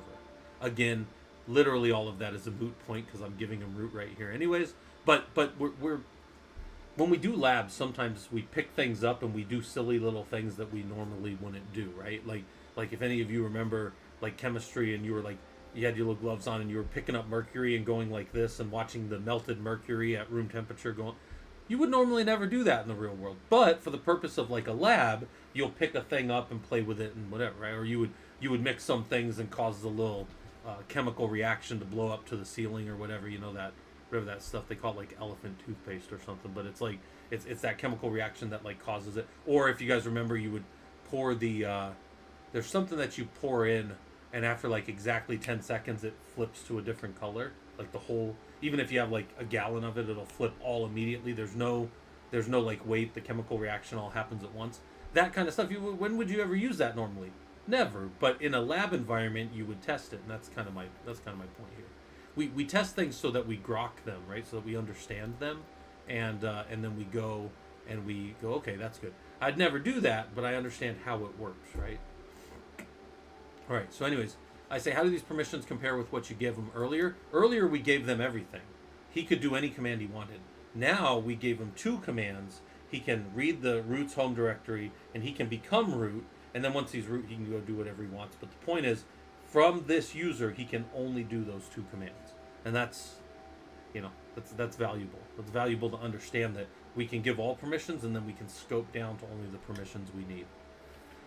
You know, that's a security thing sometimes. Also, sometimes it's just a control thing, and it depends what you're doing. So I said, why might this type of permission be more secure but harder to maintain? Well, now I got to keep track of all these files out here. But for you guys that do Ansible, and for people that do Ansible with me in some of the labs, I love having flat files down in the directory. That's the easiest thing in all the world for me. I have 1,211 nodes over in one of these clusters, and I can audit that very quickly and see everything that's been given permissions, and I can add or remove permissions like that as I do other things. So I have these sudo files that are ready to deploy into those directories, and it's literally just another task in Ansible. It's that easy. Hey, how's it going, Robodom? Guys, if you don't know, Robodom's one of my mods, and he kind of helps keep things going around here, lets you guys know about our Discord and all these things that are out there. On all the elevation. Yeah, DCI banks, I definitely try to keep track of that. And it's because I say this often, and you guys probably think I'm joking, but like, I want to rule my little, you know, control area, my locus of control, or whatever you want to call it. I just want to rule it. Like I'm like Dr. Horrible from Dr. Horrible sing-along blog. He's like, this world is a mess, and I just need to rule it, right? That's his little line. Neil Patrick Harris. He's like, this world's a mess, and I just need to rule it. But that's the idea. Is like, I can tell everything that's going on in my environment. Absolutely. Do you use Docker or Porter for hosted things in your home lab? Yeah, I use Docker some. I have Kubernetes in my home lab. I've got a little mini kube cluster. Whoops. I used to have a full-on dev and prod environment, but I ripped them down recently. Mostly what I have now is, what the hell's that thing's name? Minikube. And I can do my... This one is just a simple little one. But yeah, I do little testing stuff if I need. One of the things I actually need to build out soon, for some of you guys that were around, is this. I don't know if you guys have ever seen Overleaf. Overleaf is this. It's an open source tool, but you can also go use it for free. I'm gonna link this to you guys. And one of my buddies came and talked to us. Robodom was there, I think. But one of my buddies came and talked to us the other day, and he used Overleaf in his doctoral dissertation for his presentation. And this is such a cool tool. But if you go look at like their templates, they have really good markdown conversions over to documents, and they have a bunch of templates you can use. And one of the templates that he used a template that looked like this, and I think it's super clean. Yeah, it's all latex in the background. Yeah, DCI. Yeah, that's exactly what it is. It's all latex, and I'd never used latex. And he's got, so my buddy, he built his presentation, because you guys know I use PowerPoint all the time, right? Like I have all these PowerPoint ones, right? And these are fine. These do just fine, I guess, for what I want, right? But the way his looked, like I was immediately like, has anybody here ever seen, you know, that scene from American Psycho, where it's like, ooh, now let us, and he's like looking at their business cards, and he's like getting all impressed by their business cards. That's like when I watch somebody do something really well. And my friend that did our talk, he did, it was called Dubious Results. I don't have his presentation, or I'd pull it up and show it to you guys. I have his paper. I have his white paper. But where is... What the hell did he do? I think he did it as his presentation. But let me see if I can find... He did it... He modified this one here. So I wanted to show you guys the PDF of these. Yeah, his slides look so good, didn't they, Robodom? I told him later, I was like, dude, those slides were so effing good, man. So check this out. So here's the presentation. But you see how they have these little dots across the top? This was the part I liked the most. I can go to his introduction, and I can see his literature review, just like this. This is so nice. And as he's going through it, so here's methods. Here's the second slide of methods. Again, I don't know why I can't see this in this stupid mode that I want, but like I wish it would lock. But anyways, the point is, as you move forward, it keeps track of which one you're on, and you can also jump to any one. You can also do all your formulas. I have a fair amount of formulas that I use in my doctorate program where I need to be able to generate them, and latex works pretty well for that. But I mean, I like it. Like for a quick going through a presentation, you know exactly how far we are along in the presentation. You know exactly what subsection we're in across the top there, and I think this looks really clean. In fact, I'm probably going to move a lot of my presentation stuff to this format. I'll probably do it in dark mode though, because more people prefer dark mode, I think, when we stream. But yeah, I really like that. So anyways, okay. Yeah, I use mini. I have a CKA and a CKAD if anybody cares about that stuff. And I have labs that also teach some Kubernetes stuff as well. So I do like Kubernetes stuff. Okay, so this said, look at you learning Linux security. You looked at sudo attempts, then you fixed permissions. Remember, the user, bad user, the name is irrelevant. The name just is an unfortunate name for a real user. You've got to go check with your identity and access management team or whoever does that, because as Linux engineers, we do not want to be in the business of dealing with who is or isn't allowed in the company. What I want to do is be in the business of tying into a trust model that the identity and access management and security teams can do all that shit. And then my boxes just allow or deny people. And then if somebody says, I can't get into one of those servers, I go, well, you don't belong to the group that needs to. We need to get you an identity and access management request. And as soon as you do, you can come in. Let me use this example. I haven't talked about this in a while. Zero Trust is the only trust model. Yeah, Zero Trust works well. DCI, have you been around? We have somebody here, somebody in our community, Tawny, when they're around. They were a partial author of this book, and they were one of the many authors of this book. But I'm going to link this book to you guys here and over on the YouTube. Yeah, this is over on the YouTube side as well. Yeah, and sorry, I missed you talking about the LaTeX. Oh, it's not latex? That's funny, I didn't know that. So it's LaTeX? Nice. But yeah, there's the Overleaf. You can use Overleaf free, but I'm going to set it up in my home environment, and I'm just going to send my markdown to it and have it print PDFs for me. The reason I pulled that up, I didn't even show you guys the reason I pulled that up. Hold on, sorry. Where's this? Overleaf. LaTeX. I didn't know that it was LaTeX, guys. I apologize. This has, you do not have to go through some tool. If you have Kubernetes, this is an open source tool. Where is this crap at? Templates. They don't have it here. They have a GitHub. You can run this stuff yourself. It is a web-based, and I didn't know it was LaTeX. I thought it was LaTeX, but LaTeX. You can run this yourself. And what I've been meaning to do is stand that up in my local system. I want to hit it with an API, hit it with all my markdown, and just have it print out a PDF for me. And that's something I meant to do. I was going to do it this weekend, but I've just been playing around on stream instead. But yeah, I'm going to, here's the overleaf link if you guys need it for, again, open source, right? Open source is what we do around here for the most part. Also, has everybody seen 4 days ago, IBM bought HashiCorp? You guys all see that? So HashiCorp has gone the way of that. Spiffy solving the bottom turtle. This is all zero trust, in case I didn't mention that. And one of my favorite things about this is you jump to page 41. I'm always telling you guys about this.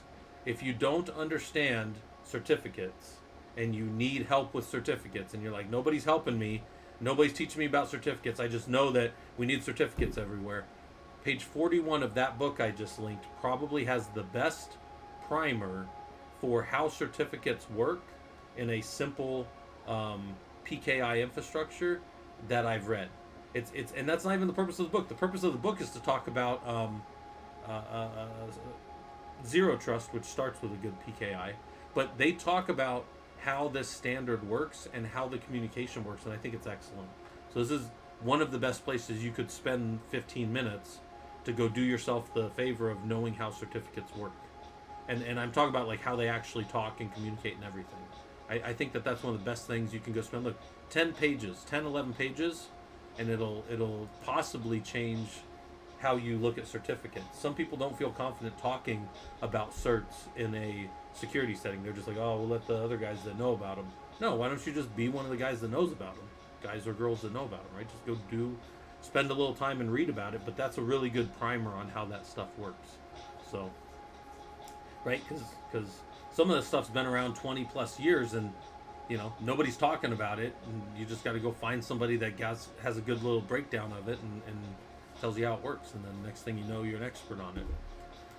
All right, so I said, what's the rule of least privilege? Why do we want to apply it on our systems? Yeah, you just don't give everybody everything. It's hard to wrangle permissions back from users, especially devs. So we were going to give the user the ability to become root. Why is it so important that we didn't just give them all commands?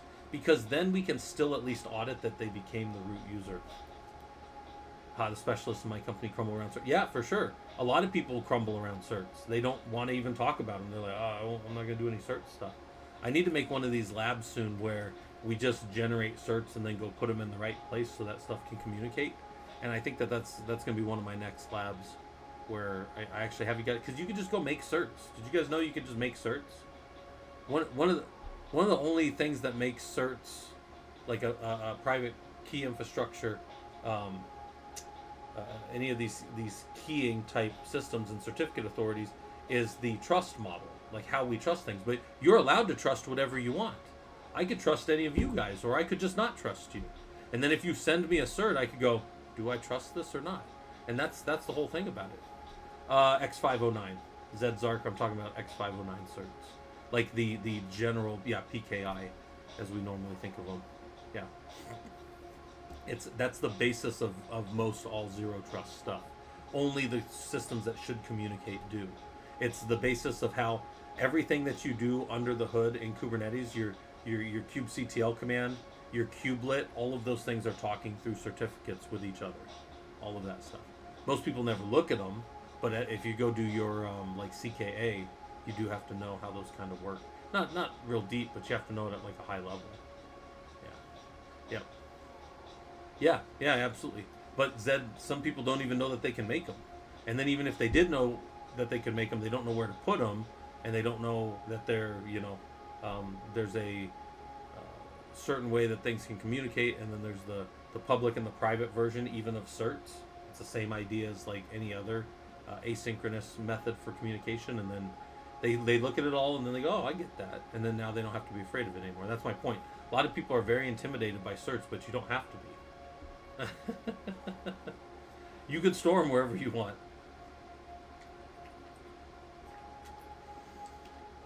That's kind of funny. Okay, so that's attempted sudo. That's that lab. I'm going to. I'll leave that up on the screen. And then one of the things I've been trying to do as we do these labs is pull up my little hourglass. And then the hourglass set. Oh, where's my hourglass? Hold on, I went to the wrong thing, guys. I've made a terrible mistake. Hourglass, right here. And I'm just going to pull this up and say, think about the lab. And watch Ranger. And I'll give you guys 5 minutes. Anybody that wants to reflect on this lab a little bit and go do any of the stuff with it, we'll go check on Ranger Dog. How's he doing?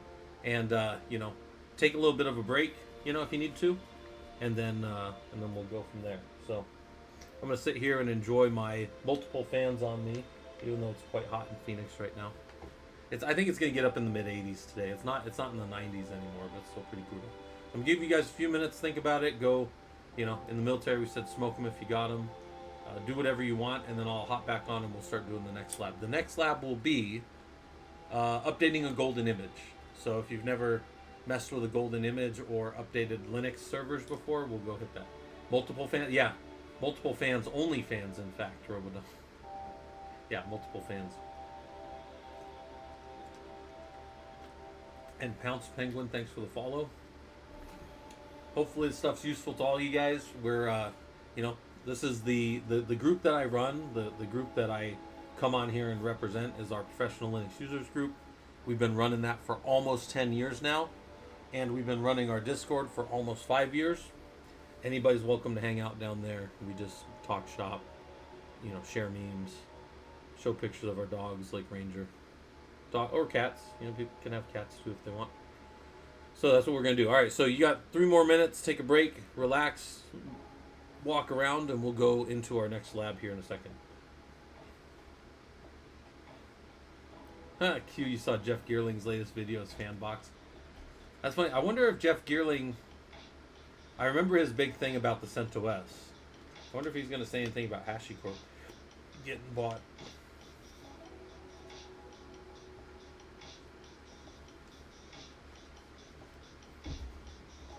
Wait, what's going on over here? Something weird's happening.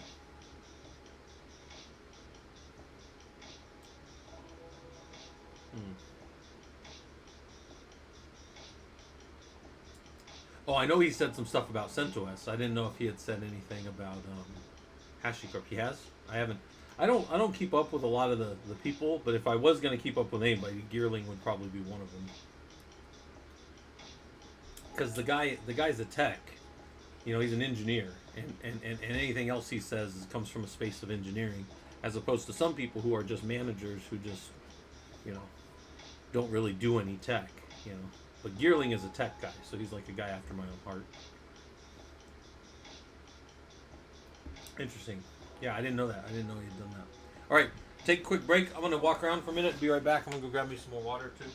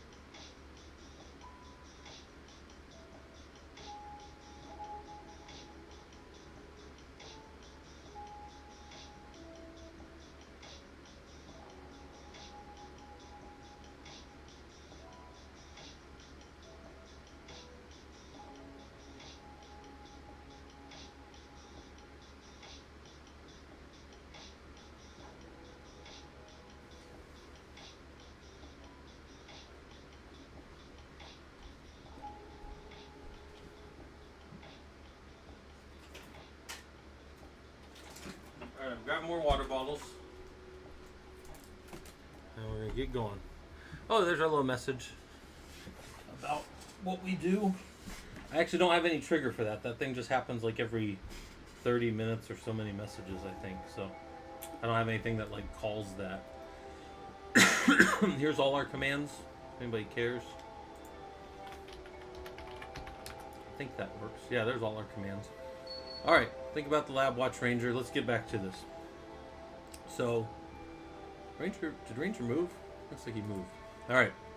So our next lab is going to be about updating a golden image, and golden images can be used for a lot of reasons in the systems engineering world, in the platform engineering world. What'll happen is sometimes we will harden an image to a certain level, or we will get a baseline, and the crux of this, right? And nowadays in the cloud, it's a little different. In the cloud, we call them AMIs, or in AWS, we call them AMIs, Amazon Machine Images. I'm sure they call them other things, templates and whatever. There's a trade-off always. What do we bake in beforehand, and then what do we personalize in runtime? And think about this for a second. Let's say, a very common example of this is in a elastic load balancer situation where, as the load balancer triggers that we have gone over 70% capacity, it stands up a new server. Now you go to stand up that new AMI server, and there's a timeout. There's a wait time on that elastic load balancer before it even assumes that that system's going to be happy. And let's say that default is like 5 minutes, and I think the longest you can make it is like 15 minutes for it to wait for that server to come up. But here's the thing, if you're already hitting 70% capacity and calling a new server, and you haven't set up some step function or something to do step, anyways, don't worry about that. That's like more in the weeds of it. But you've got this thing and you're standing it up. But then the server comes up as a minimal AMI image, and now you have to add your EFS links, you have to add a bunch of software to it, make sure that it downloads the right code from your code artifact repository, and you got to do all these things after the server's personalized. Well, sometimes, and this actually happens, and this is a solutions architect problem, where the server doesn't come up in time before it's supposed to be healthy. So one, it never even helps, and then two, it just gets shut off, and then it tries to start up a new server, and then that server also fails to come up too because of the time.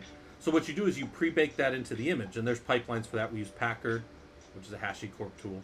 HashiCorp is going to go the way of IBM, so maybe we won't use Packer anymore. You've got Amazon Machine Image. It's like Amazon Machine Image Pipeline or something like that. Amazon Machine Image Create. I forget. But there's a tool that will bake all this stuff in. And then now you've pre-baked all that. So then when you set up the server, all you need to do is give it an IP address and tell it what function it's running, and then it immediately answers. So there's two theories of thought, and they are do you pre-bake things into your image and then just personalize a little bit, or do you keep clean, really light images and build a lot of stuff as the thing comes up, but knowing that if you ever bring it up in a fast situation, all that time, all that personalization is there. So that's the idea. And you can find that if you look up like Amazon pre-baking.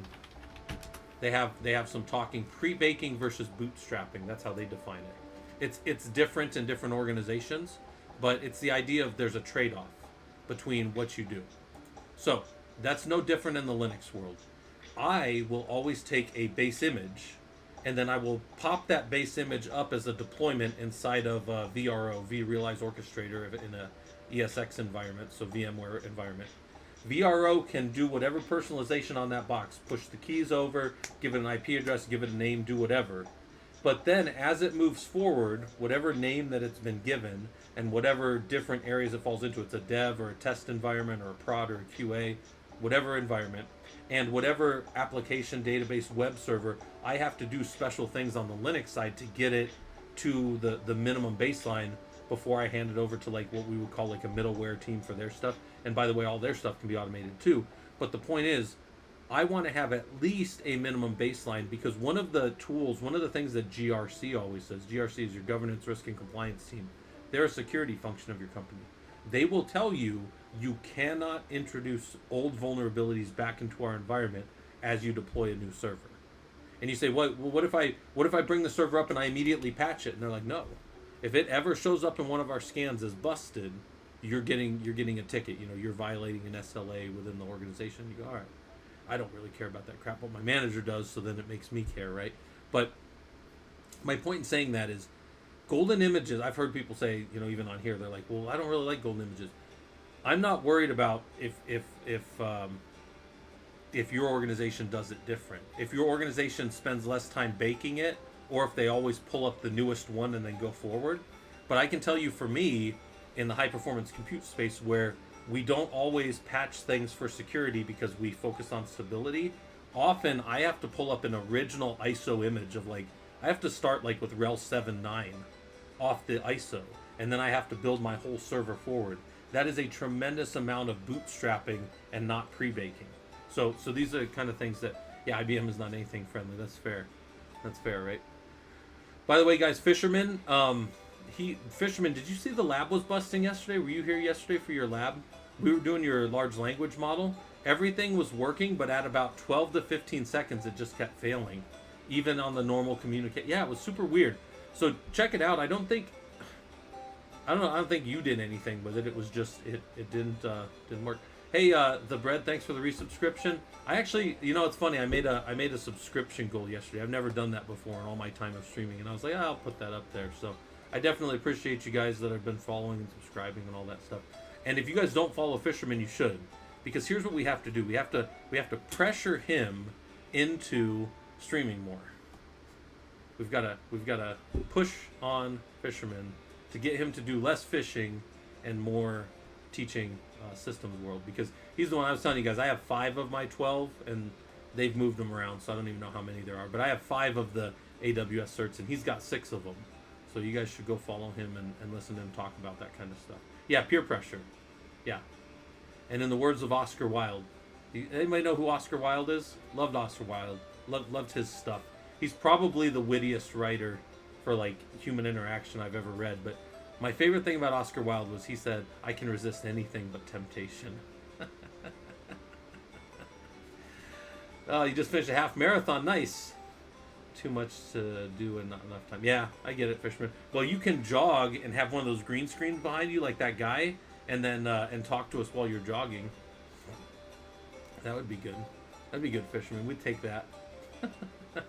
All right. Hey, sorry for any of you newer guys that are like, what the hell's this guy doing?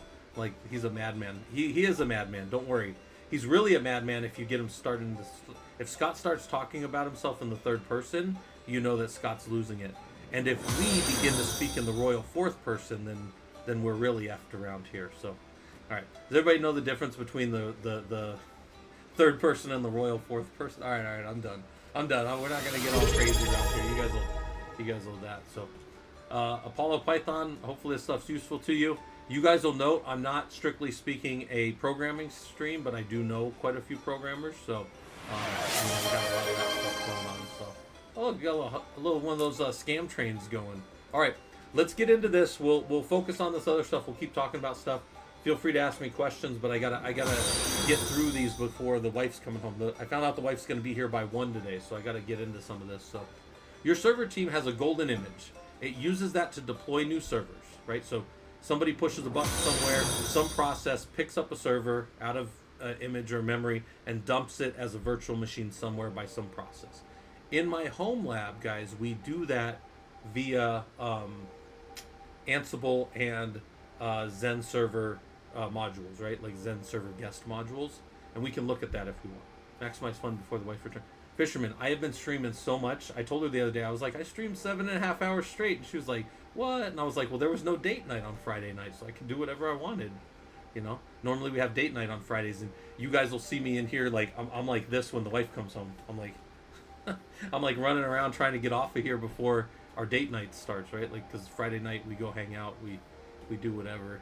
But anyway, so here's our golden image. Update servers to the newest software in a registry. Remove packages that no longer meet security specifications. That's what we're doing here. And then what we would presumably do is take this golden image that we've updated and package it back, and it would become the new golden image. So this is a useful function. A lot of times we make junior engineers do this, or I would task this to my junior engineers, because I've done all this, right? and I would just give them a procedure. It says there is a security requirement. This is common to not introduce old vulnerabilities into the environment when deploying new servers. That's pretty common. But again, if we patch our golden image every few months, we don't have to spend that time every time we build them patching servers for 10 minutes, you know, and putting more stress on our satellite. We could just do it on one golden image and keep it updated, and then just fix like bug fixes in errata. You won't have a lot of security to update. Also, one thing to note, the reason we move the golden image forward is because this is the last time we get to touch the kernel. Because when a box comes up, we do not patch the kernel to a newer version than what we have in the environment ever. You never want to do that. You say, well, what does it matter what the kernel versions are? It becomes tremendously important when you're doing like big clusters, like big high performance compute clusters, and every single thing needs to have the same library. In my environments, I build a kernel, then I build OFED on top of it. OFED is all my Mellanox drivers. Then I build my GPFS subsystem on top of that. And all of those pieces, if I move that kernel a little bit, they all it's like if you knock the bottom 3 out of Jenga and everything just falls over. You just can't do it. So I have to control exactly what I'm doing in my environments, and I'm showing you part of that here. Your task is to update the images to the newest software packages. This process happens quarterly in your environment. The server has been started, and you need to update the software before repackaging it down into an old image or into a server image. We don't actually get to do that in the lab because we don't control the underlying hardware, but we'll just pretend at the end. This is a patch server. We've cleaned it up, and then we would turn it back into a ISO or whatever package management for our server that we use. So verify that the server, when it was last patched, check to see if it needs to reboot, see if the system has any patches that are ready to deploy, look to see if there's any SSL packages that need to be updated. By the way, these environments get changed in the background, so I don't always know what this lab's going to look like when we do it. Just so you guys know, like the lab changes and different stuff happens. Oh, it's funny.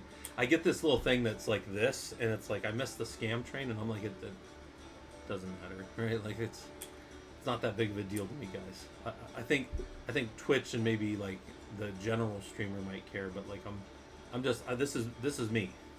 I'm just a guy who's a streamer for fun, right? It's not as big a deal to me.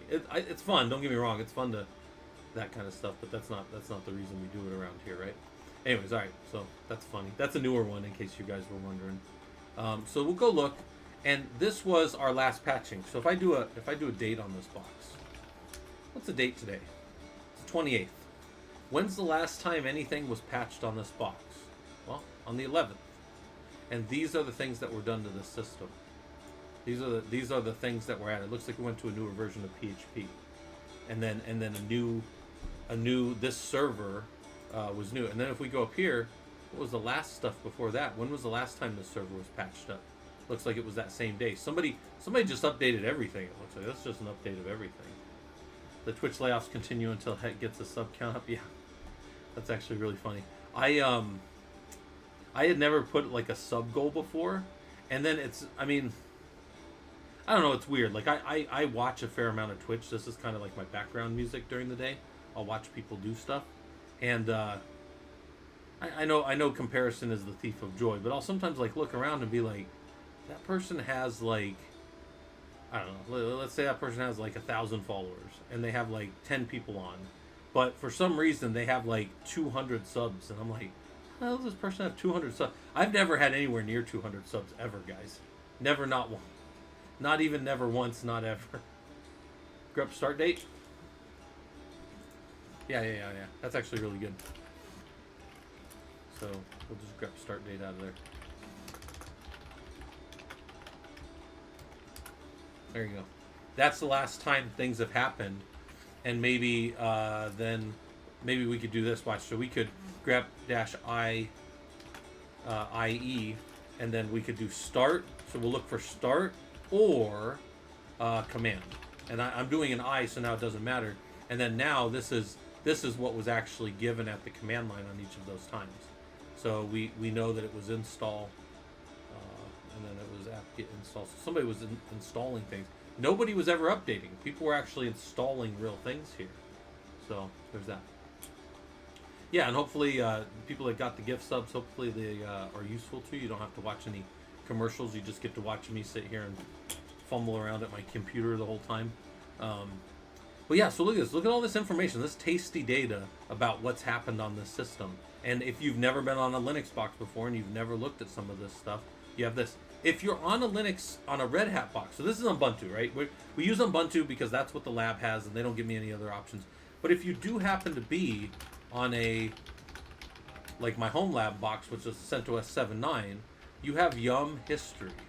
And Yum History will tell you a bunch of information about the last time a system was updated. Oh, this poor box. This poor server.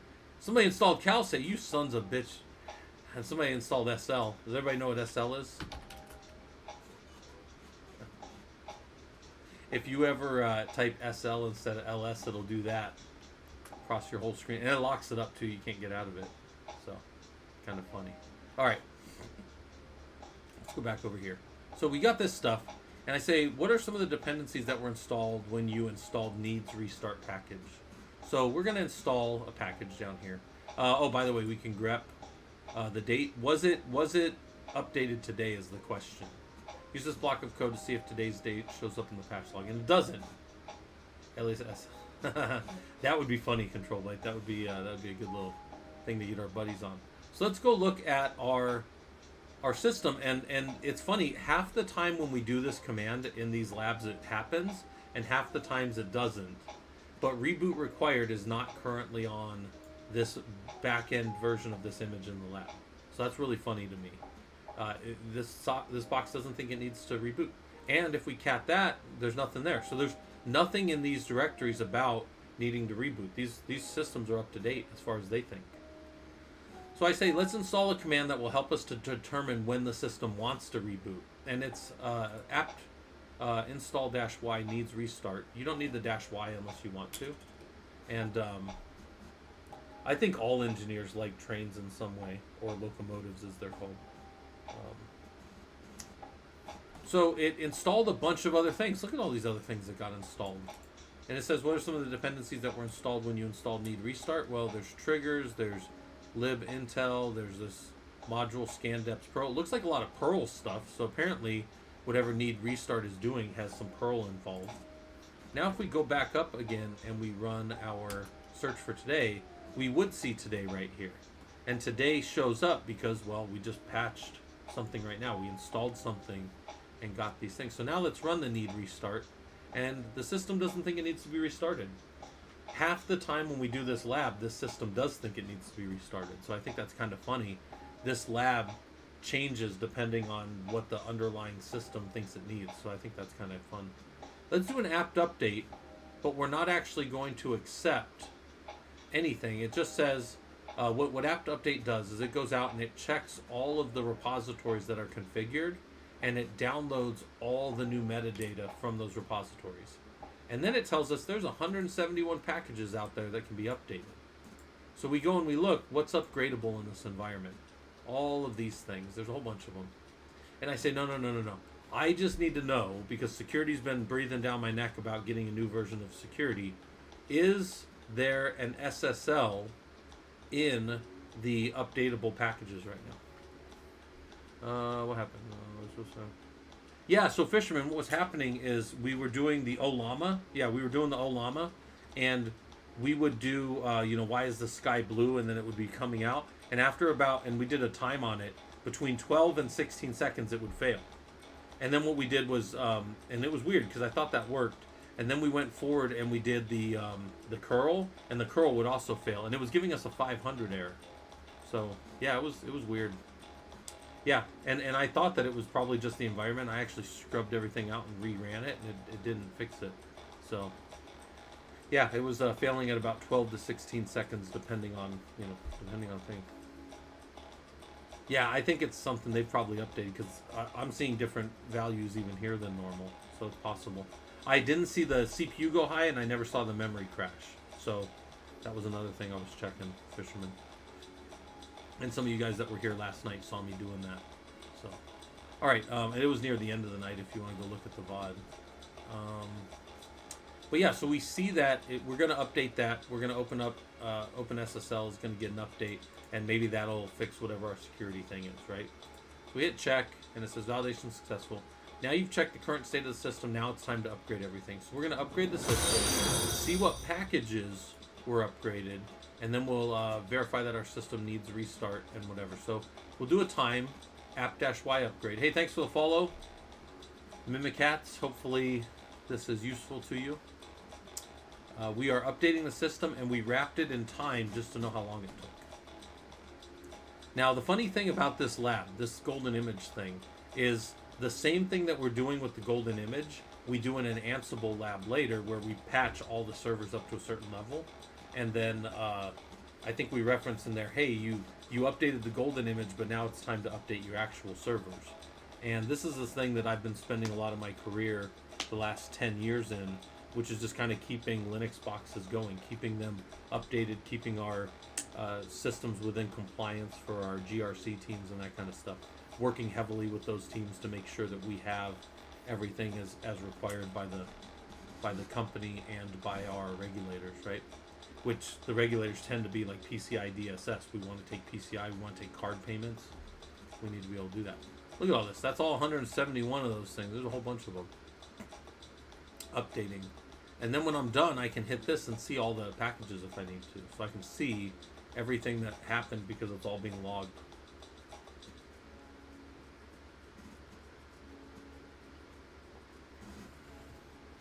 All right.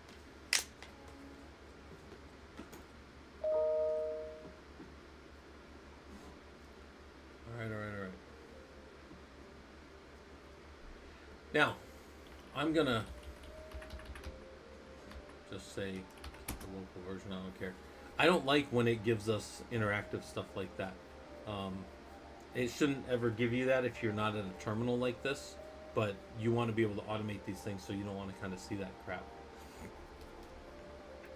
It says right here, when you did apt update, it didn't really install any of the packages. What did it do? It updated the metadata about the repositories and let us know what was going to be updated. It said, how many SSL packages are there? There was only one. Why is that important? Well, because maybe our security is expecting us to update something, and then we need to update them and let them know. I said, what uses of the time command are there around Linux systems? Why might we want to check and document that? Because I want to know how long something takes. So if I give it as a process to my bridge team or my network operations team or my help desk team or my junior engineers, I want them to know how long something takes, right? Whoops.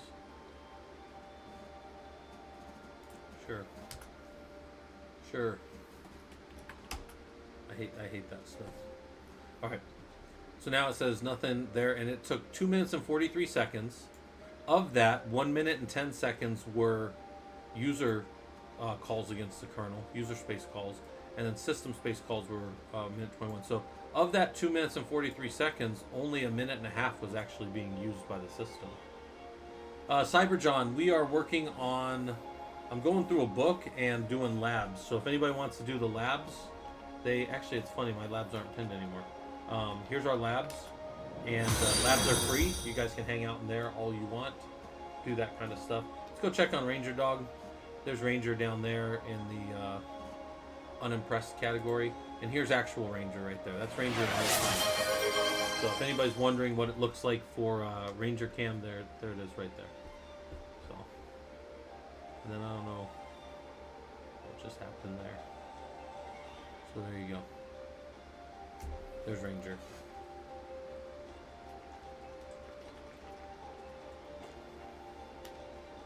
By the way, I am keeping track of both the Twitch and the YouTube stream, so if anybody's on YouTube, I know at least one person mentioned something earlier. That's coming up. Alright, so back here, so there's Ranger. You guys see Ranger. We see the time it took. We can go look at what was updated today. Look at that. That's all 171 of those packages for today, right? That's a lot of packages today. So I said, why are some installed and others only upgraded?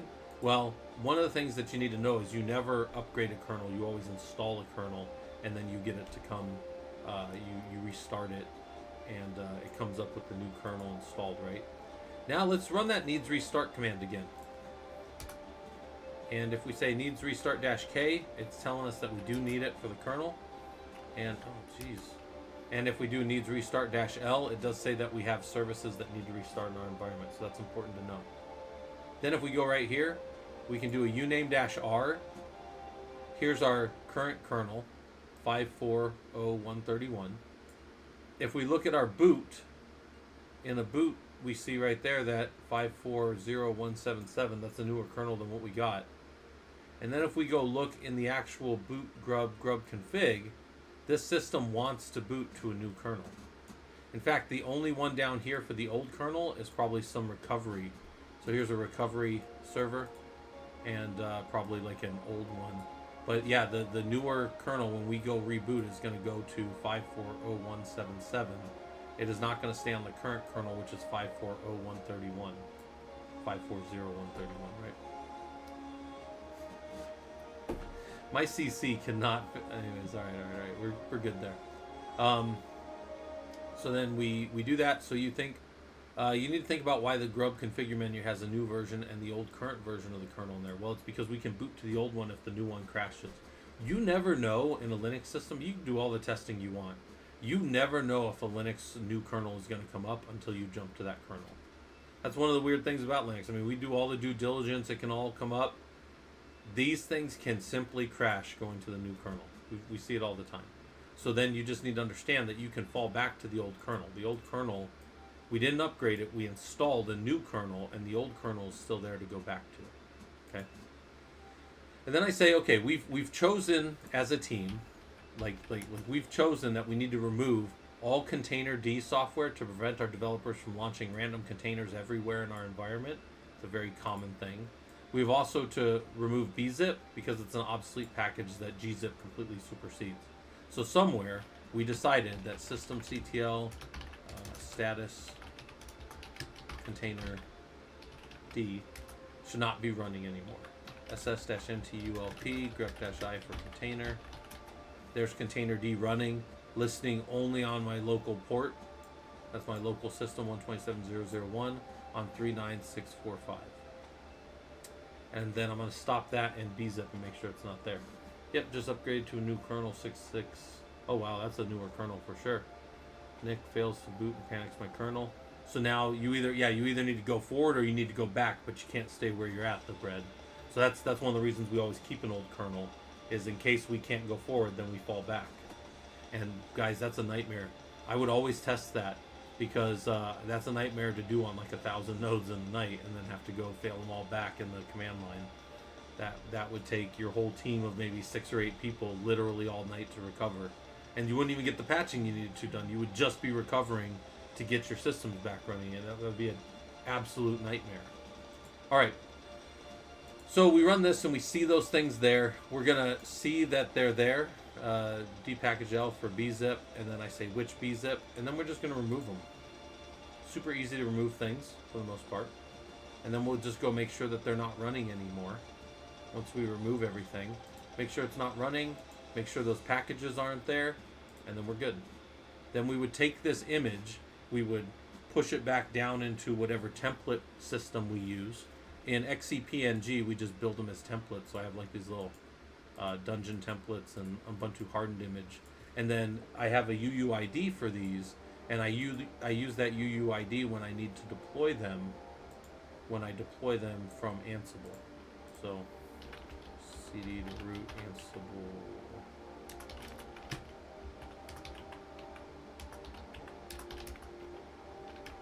Actually, here's our dungeon deploy stuff. There's our lab nodes. And this is what our lab deployer looks like in the home lab here.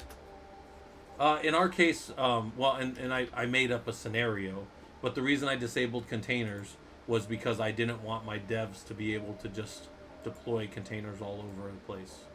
Like if I disable container, because if you guys have ever worked, I mean, in general, people can just download any container they want. They can download the most recent Nginx and just run it in a Docker container on a box. And then that's just a dev environment box that I have that now has port 80 exposed on it. So it's just a thing, you know, or somebody could download What's one of the ones that they used in my old when I was at AAA? What was the one that they loved to download? I can't think of a good example, but the point is, you're it's one more vehicle of people pulling in things that they shouldn't. In fact, a lot of times, if I'm gonna allow a container service to run, it's gonna be in a tool that's controlled like OpenShift or something. But I am going to control the repository. You can only download things from our internal trusted repository. You can download things into certain environments, get them tested, and get them up into our repository, and then you can pull them down and use them all you like.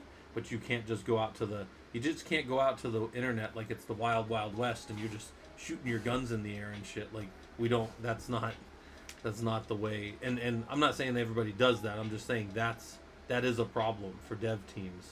Our developers just run around and don't even think about the containers that they're just blowing up everywhere, and they're introducing vulnerabilities inside of the system. So it's a thing to think about. All right, so this lab right here, we just updated golden image.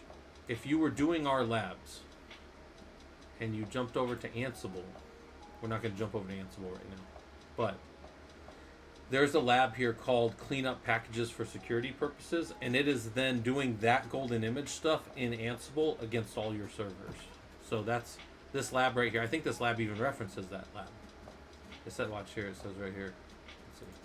It says you cleaned up the golden image over in that lab, but now your team needs to deploy and change that to all the active systems. So now the active systems need to be patched and rebooted, and then the we also need to clean up your container D and your bzip. We want to get those things off the system. So that's what that lab makes you do. All right. So that's updating the golden image. Let's come down here and we're going to do building a chroot jail. If you've never done this before, this might be valuable to some of you. This one I do in the home lab, and I give everybody access to come in and connect. When I do it, it always gets sent through. Hold on a second. When I do it, it always gets sent through. That's so weird, man.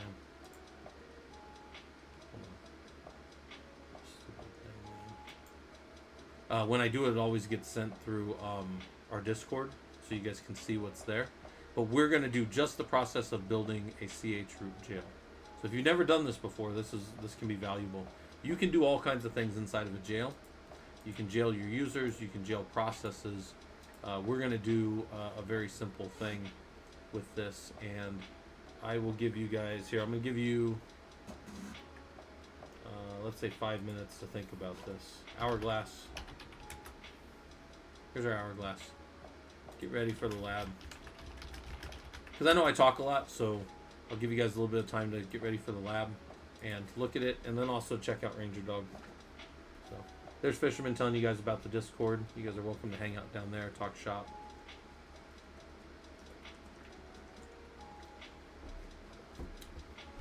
And then, yeah. I expect to kind of, I'm going to probably take some of this stuff I've been doing the last few days, and I'm going to record these, and I will record them just like we're doing them, but without me on there.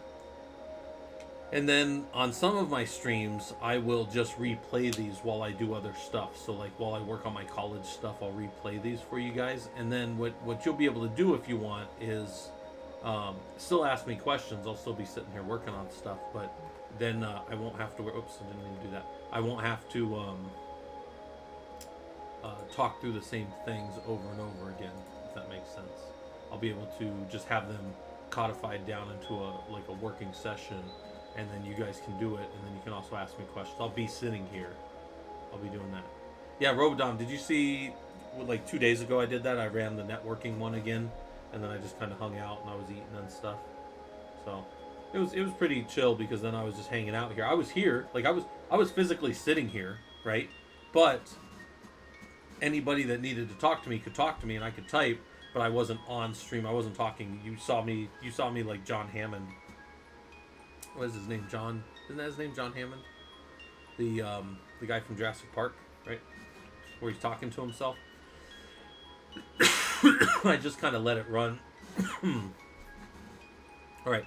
So anyways, there's that. There is the Discord. You guys are welcome to hang out down there. It looks like people have been down there talking. doing some good stuff. Also looks like Fisherman's messaging me. What's Fisherman doing? Fisherman, did you get your account compromised? There's like incoming friend request from Fisherman, but I already know Fisherman. That's weird.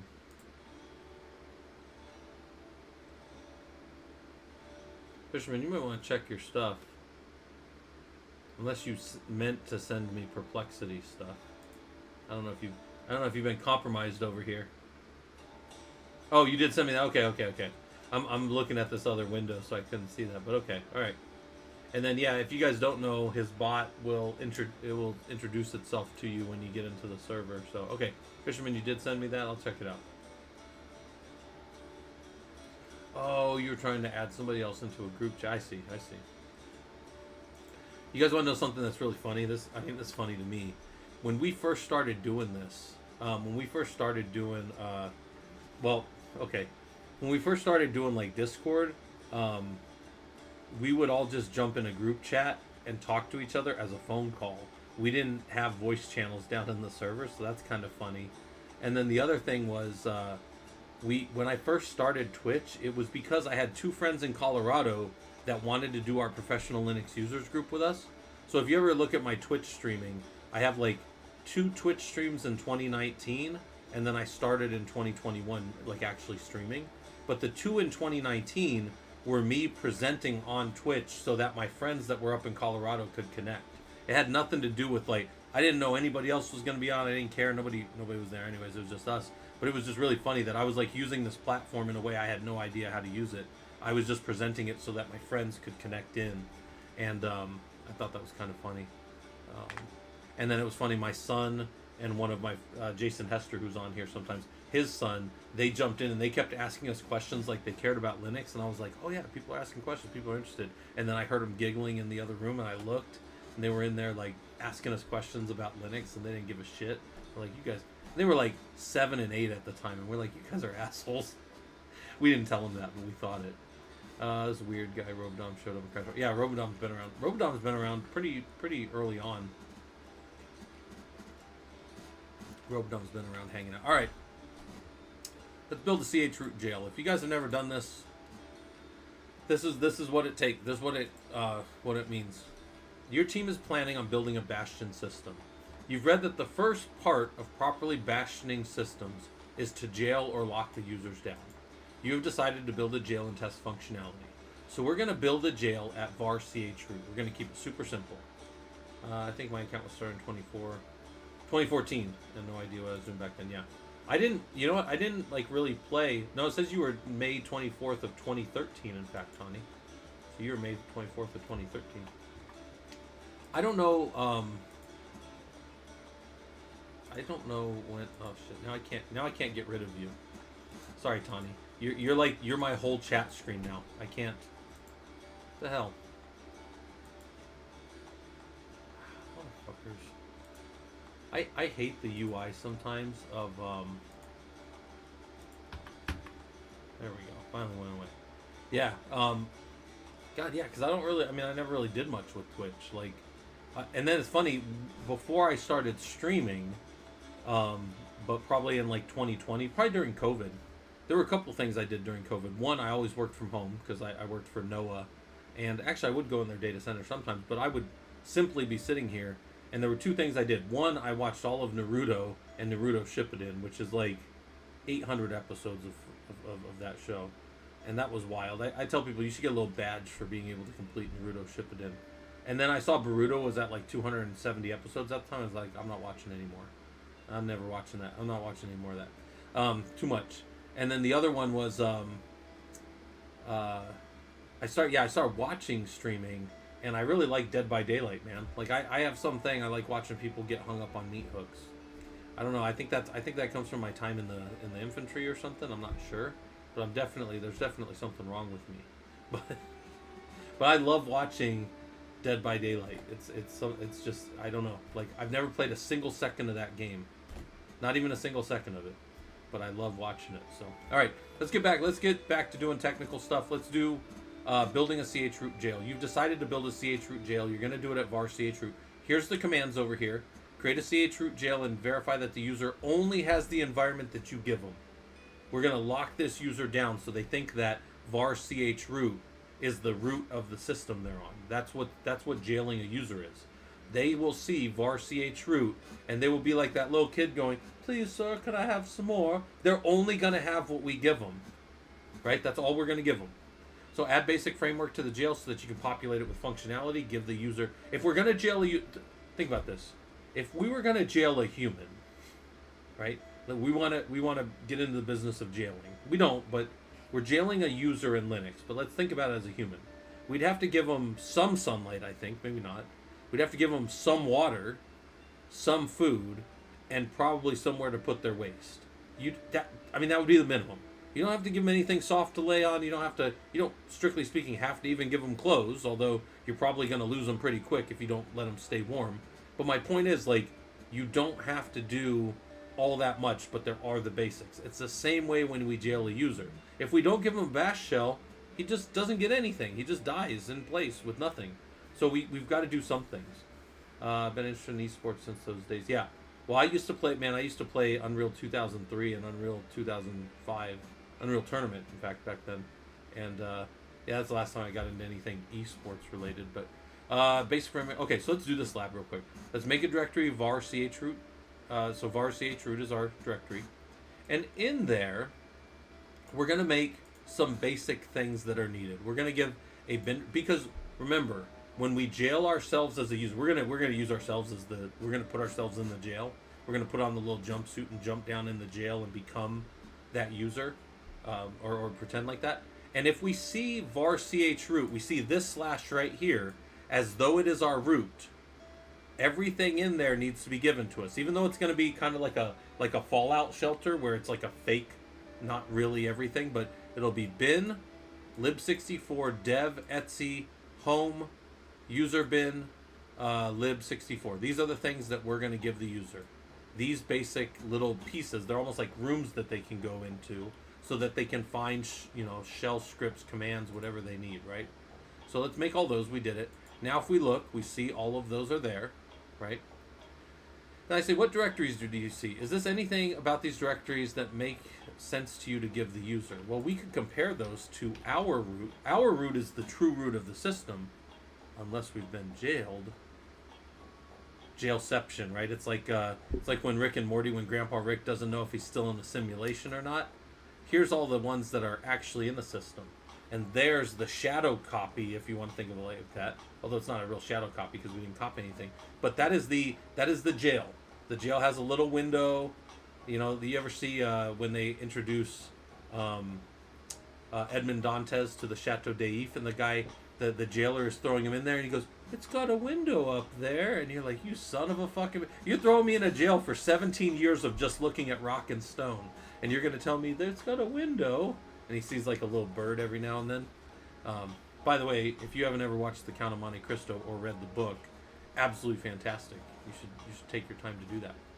But now we're going to do some stuff. We're going to copy in user bin bash from our local machine down into var chroot, but to the user it's going to be in bin bash. Does that make sense to everybody? Because everything that the user sees, this is like the wall. This is like the outside wall of their little jail that they're in, right? No, I think Count of Monte Cristo is a fantastic way to look at life, right? It's a guy who gets all the revenge, right? It's pretty great. All right, anyways, so now we're going to link a bunch of stuff in there. For package in, and we're going to do this kind of weird thing, but let me show you what we're going to do. We said for package in, and then we did an LDD on bin bash. So LDD, what does that command do? Let's go look. Let's look at the output of that command. Well, the LDD of bin bash tells us all of the libraries that bash needs to run. It needs a Linux VDO SO. It needs this one right here, which is over here, by the way. It needs this one, which is actually linked over here. And then it needs this one right here, which is actually linked over here. So what I did in this little for package in LDD, and we got this error. This one doesn't matter, so just toss this one out. Don't worry about why it doesn't matter, but it doesn't. we did an awk print NF, which is the number of fields we have minus 1. So we went to the number of fields we had, which is the last one, and we went back 1. So we got this one, and this one right here. And those are the ones that we copied in. No, sorry, it's this one here. We copied, actually, and this one. So it's this one and this one. We copied those into that directory. And we said do copy into var chroot package. $ package is the full name of it. So it went into lib x86 GNU whatever. So if we go look at that now, if I ls-l on var, what the hell just happened? God damn it. I didn't lose you guys. No, you guys are there. Okay. I did that and Steam just popped up again. Var chroot, and then we're going to lib x86-64. And in there are each of those things that were copied.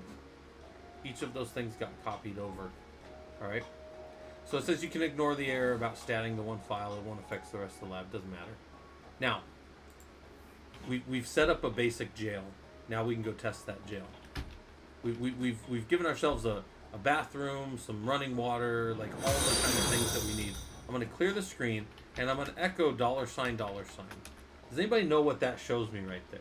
What is the $$ variable in bash? What is that 2334? It's the bash shell that I'm in, right? The OG John Wick without guns. Yeah, Rogan. He gets revenge on literally everybody. And the priest, when the priest is dying and he's telling him where the money is, he's like, only use the money for good. And he goes, no, I will surely use it to get my revenge. He's like, I will surely use this money to fuck those people up. And then the whole rest, the entire movie from start to finish is fantastic. If you ever watched the one with Jim Caviezel and Guy Pearce, and funny enough, the 16-year-old kid in that movie, that I don't want to tell you whose kid he is, but in that version of the movie is who's the Witcher guy that everybody loves? That's him in that movie. He's a kid. Hell's his name? Played Superman. He played The Witcher, and like all the girls were all thirst trapping for him. Henry Cavill, yeah, that guy. He is the kid in that movie.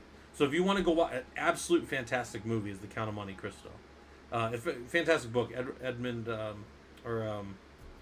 Dantes is the name of the main character, but the Edward Dumas is the guy who wrote it.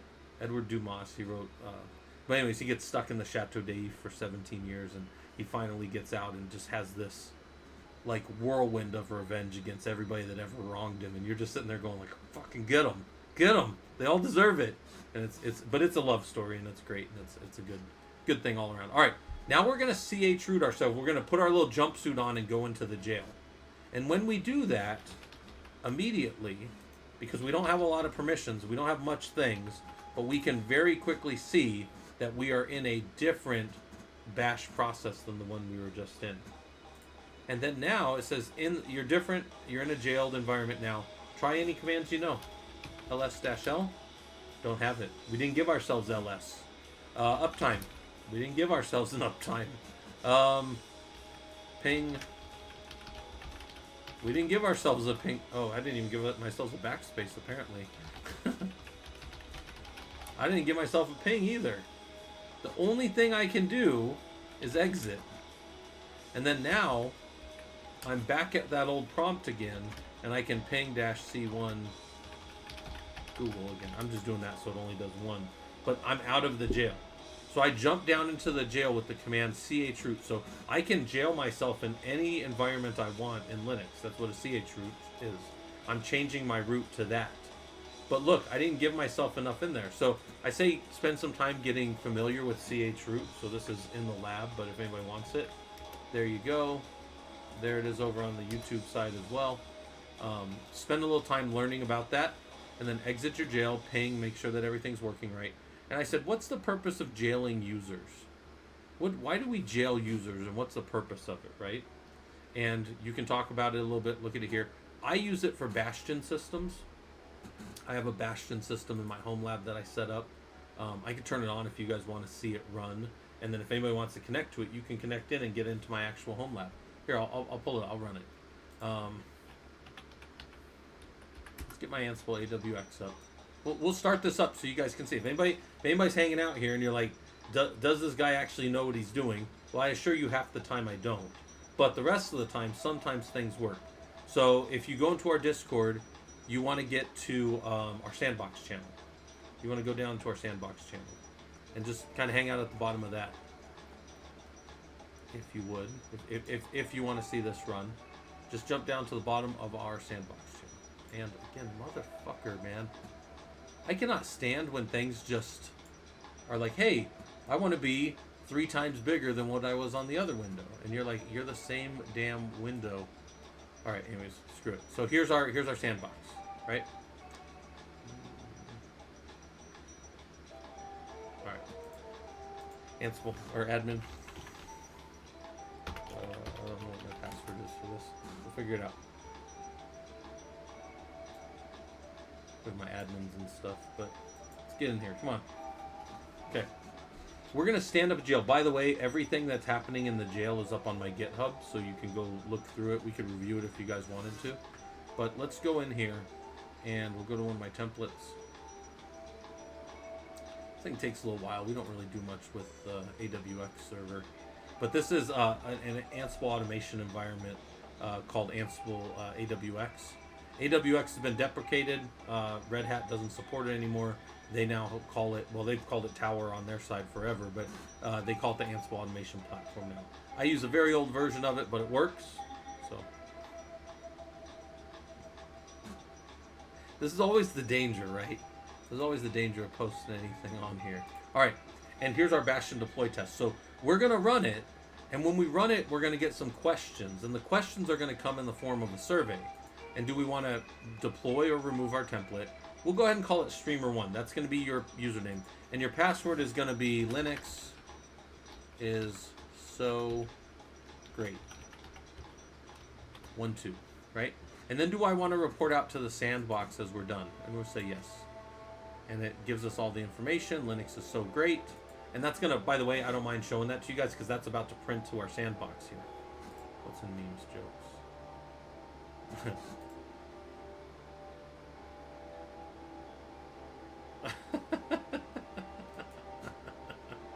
All right, because I have this so small, the job is actually over here instead of being on the right.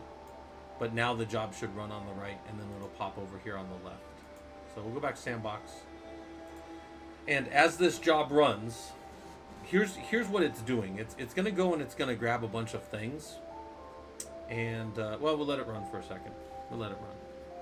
You guys can tell me. You guys tell me what's going on in your lives, but it's going to print out the last. There's a last little password right at the end too that you need to get into our. You'll be jumping into what's called our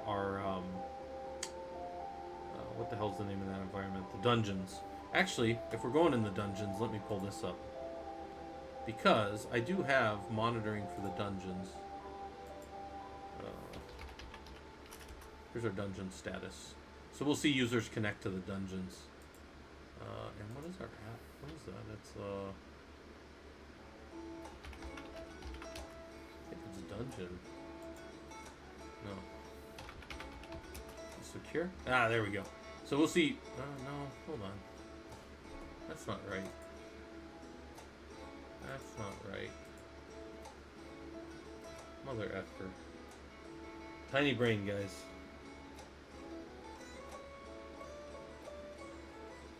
Not that tiny, though. It is tiny.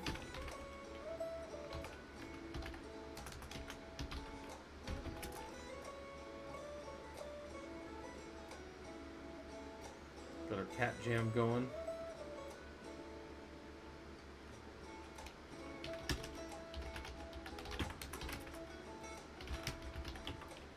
I had to custom build this.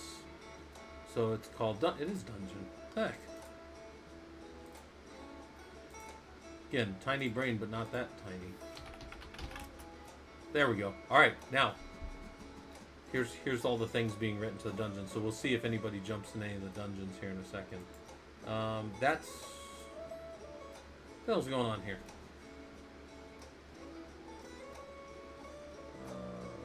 That shouldn't have broken any of that stuff.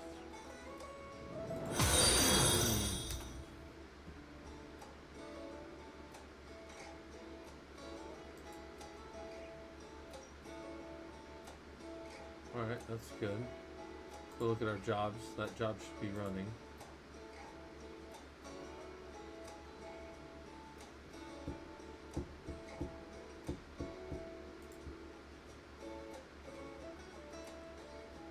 Ah, there we go. I no idea why that took so long to start. Here we go. Boom. It's going to start running. It's going to start executing everything in there. Come back over here. Let the dungeon will be in our list of loops here in a little bit. And I always joke around about how when I'm doing stuff up on stream, people are always down in Discord doing all kinds of ratchet shit, and I can't keep track of them. And then you say, well, why don't you have your mods do something? I'm like, it's my mods doing it. So, I'm just kidding. That's fine. This lab that we're in, we're doing a specific lab right now. So if anybody wants the specific lab that we're in, it's this one right here. We're building a chroot jail. I'll pin it for another 20 minutes for you guys. And I'll drop it on the YouTube side in case anybody on the YouTube side wants to do it. These labs are completely free. And the lab that I'm pulling up, the thing that I'm deploying right now, is actually my... Oh, don't want that.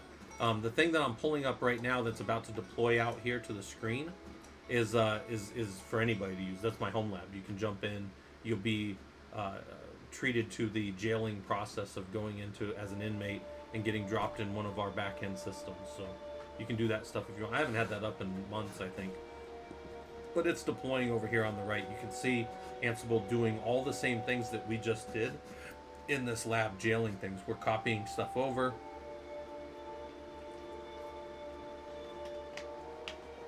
And you might be saying, wait, Scott, so you're jailing me in the inmate? No. When you're in the dungeon, you're fine. It's the bastion in between. The bastion host, when you connect in, you're going to be in a jail, and you're only going to be allowed to go the ways that I give you.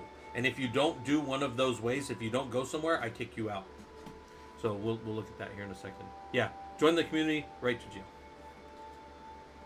All right, there it is. It deployed out. It pinned over here with the webhook, and it said, here's how you connect to the system. You got to go to prolog.asuscom.com.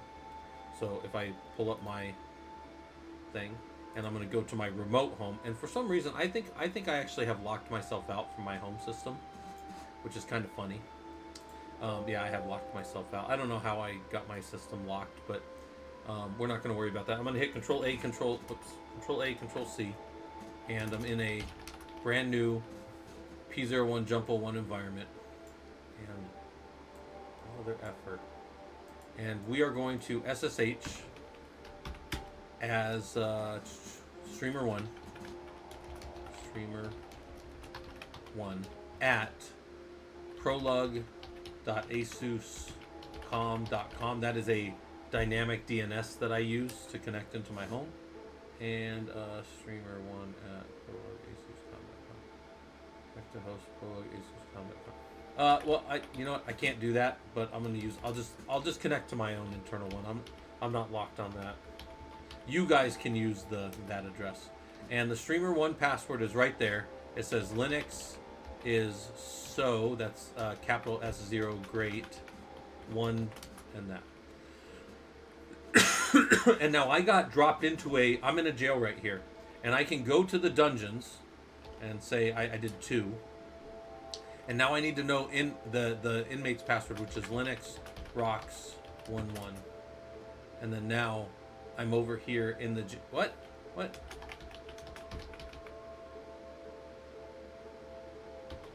I think I did that wrong. Ah, there we go. So now I'm in there.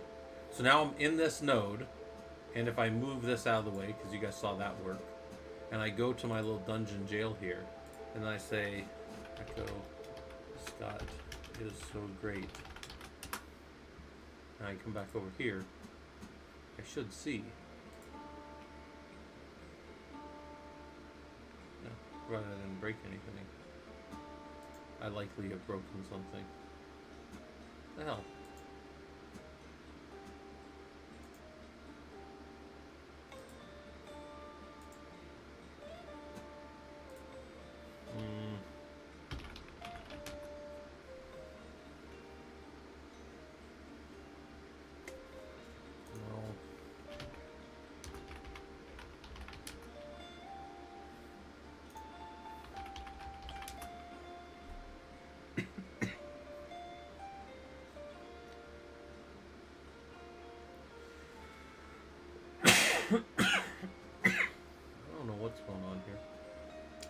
Apparently I've broken all this. Anyways, the point is it should be showing you. But I am connected through all the way. And then watch, when I exit out, I don't exit back to that bashing system. I get kicked all the way out of everything. So I was in a system, I disconnected. I immediately got disconnected from my shell that wasn't allowed to stay because there was no shell there. There was just a script. And that's how my bastion host works. So if we go back here, let's move all this crap out of the way. At the end of the day, we only gave some very basic little pieces of the jail in the lab. So we're going to give more to the jail. We're going to set up the jail and verify that there was little to no functionality. We need to make a jail useful for a user. We have to give them basic pieces for the user to have functionality that we want to give them. Copy in the correct system files for user functionality. We're going to give them some basic abilities. Copy in the correct binaries for curl and SSH. You already gave them bash. And then copy in the link libraries needed for curl and SSH to work properly. You already gave them bash. And copy in the right environment files in home directory that allows a user session to run like a real user session. That user session I was just jailed in here earlier was no good. So we'll do that. By the way, any of you guys can hop in there, and again, I must have broken some shit.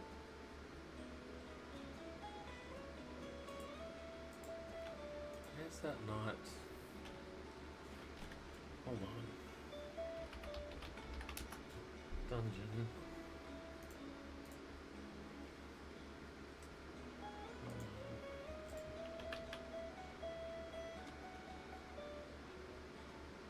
All that stuff.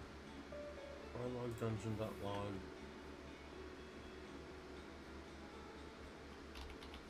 Hold on.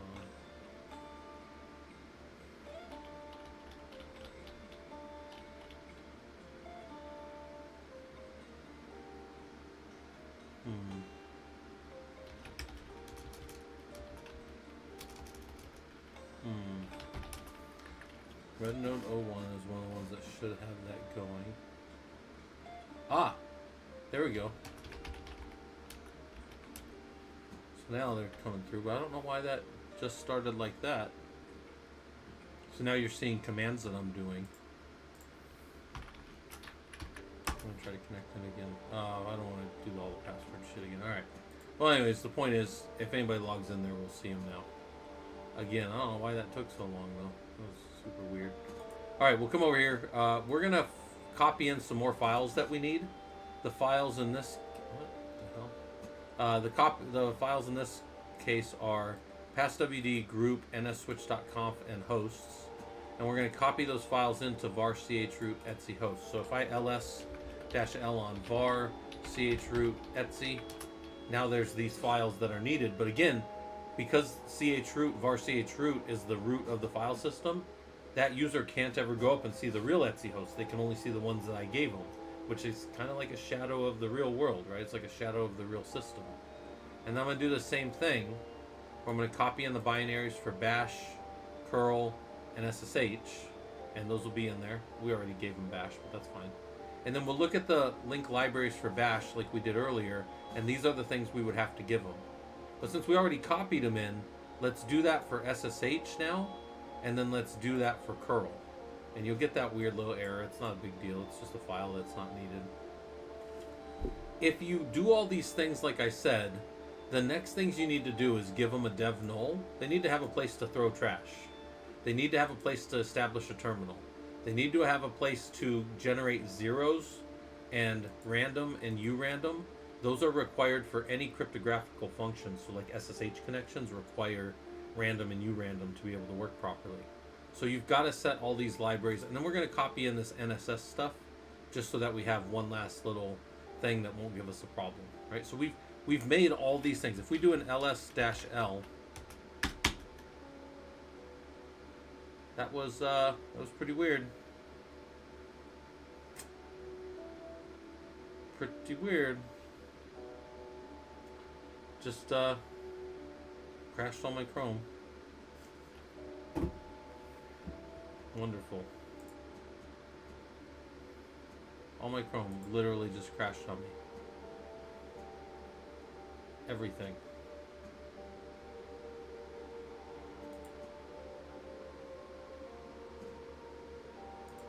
Alright, well, wonderful.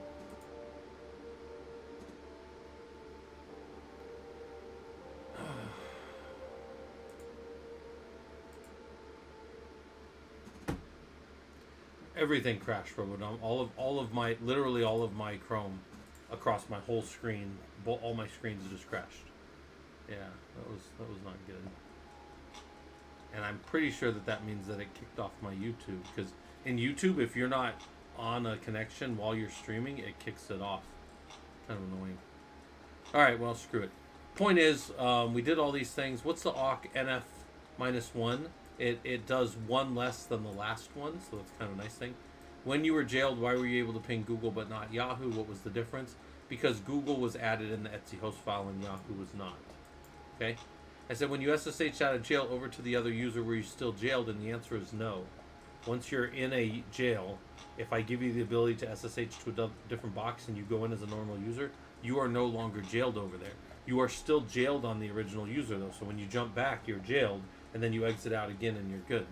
Now, we were doing root and we were jailing ourselves so we could leave whenever we wanted. But if a user gets dropped into a jail by like an SSH process, they cannot undo that jail. They are not capable of getting out of that jail. And that's why people talk about jailbreaks and stuff like that. But for the most part, if we don't give you even a bash prompt, you really are stuck in there. And if you guys saw when I was in that bash prompt, if I hadn't done anything in 10 seconds, it would have just kicked me out of that bastion. So I have some diagrams on bastions and stuff like that. We won't pull them up right now, but bastions are things that are huge. I use them in government systems all the time. And the way that we push things through and allow people to connect, it's very secure, because if anything happens, we just cut the bastion and it stops all connections into the cluster, whatever our cluster is, right? It's very, very powerful, very useful. Keep all of our clusters air gapped off from other things, and nobody else can get in there that's not supposed to. All right, that was us building our chroot jail. All right, next lab would be setting up UFW. We'll see if we're allowed back in Killer Coda yet, because for some reason, again, that it didn't drop the connection, so it thought I was still in that Killer Coda. Go to our Linux labs. We'll set up this firewall here in a little bit. Ah, there we go. Okay. So I will link this to people that want to do the lab with me. Unpin the old lab. Unpin. This is the uncomplicated firewall. Pin that. 20 minutes. That's fine. Yeah, it looks like I'm still on here, Robodom. And there's the thing on YouTube as well for that. So I'm going to let you guys think about this lab for a minute. I'm trying to get up and walk around every few minutes here, but so we'll say start this lab. So review lab.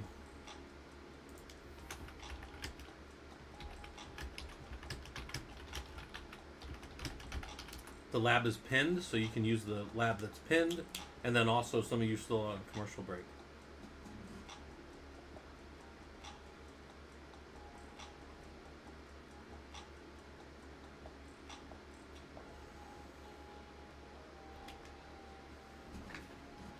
Let me see here, hold on. Mr. Extremely asked a question. Quick question, can a grouped user chmod without sudo a file in a directory where he has RWX rights as the group? I don't think he can chmod that, no. I don't think you'd be able to. But you can test it, right? I always say to test these things. But that's what I would check. I'd go try to test it. And then I don't think they will, though. But we could try that.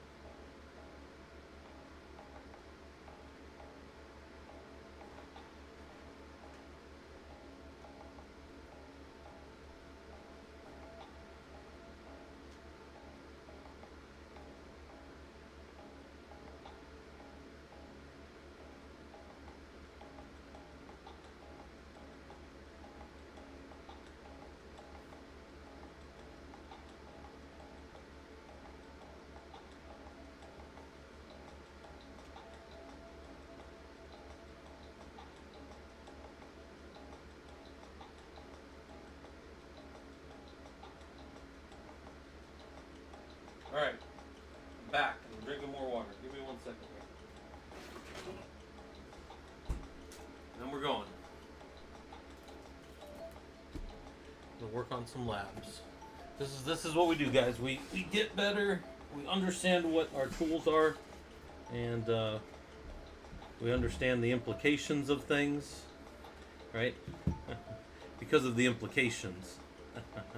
All right, we'll do this part, and then apparently the wife's getting home sooner than I thought, so she messaged me a little while ago and said, I already got packed up and I'm leaving, so I'm only 2 hours away. And I'm like, this is me, guys. My house is like a mess, and like she's only been gone for like 3 days, and like me and Ranger have to go clean everything up before she gets here. Man, I gotta log in here. Hold on.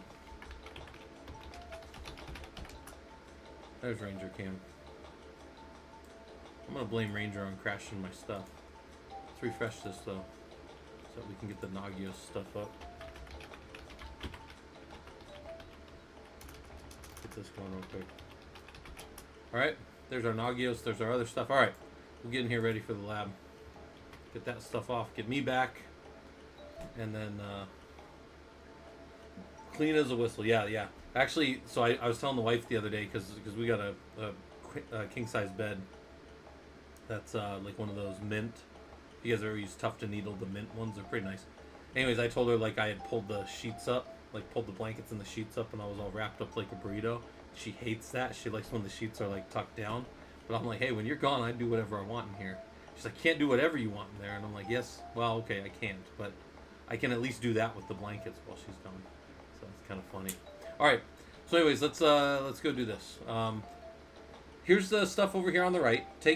Task is to set up an uncomplicated firewall on Linux. That's a UFW. Make sure that the service ports that should be allowed are allowed to be connected in. Given a bash prompt, complete in the allotted 60 minutes time, and then complete all activities on the node. Verify that UFW is enabled. Verify that Apache can be externally connected to on node 01. So we got to do all that. And I say, what are the differences between UFW status and UFW status verbose? Why might you want to know one or the other? So we'll look at that. And then, can you test the connection to port 80 on node 01, even with the firewall blocking? Did you connect, and why do you think this is? So we're going to do all this stuff. So I SSH, so I'm on control plane. I SSH to node 01, and over there, I check to see if the UFW firewall is on.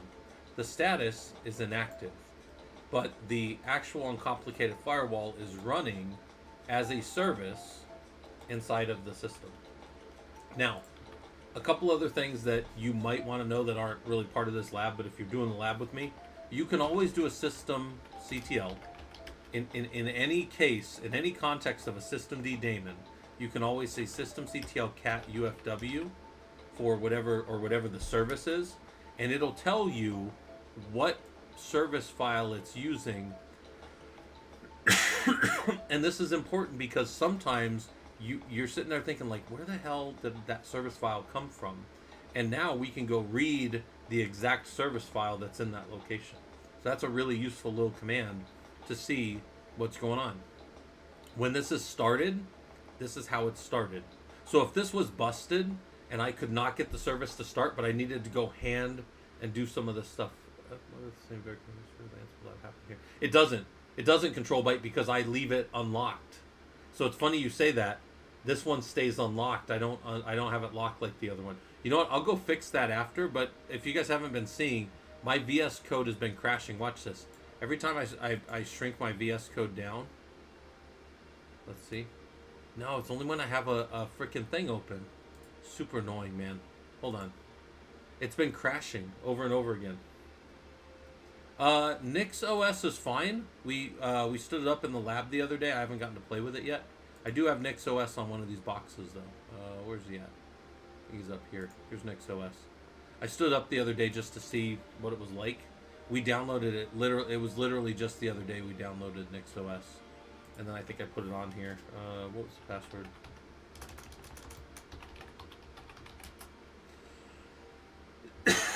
Oh shit! I don't even know what the password is for it.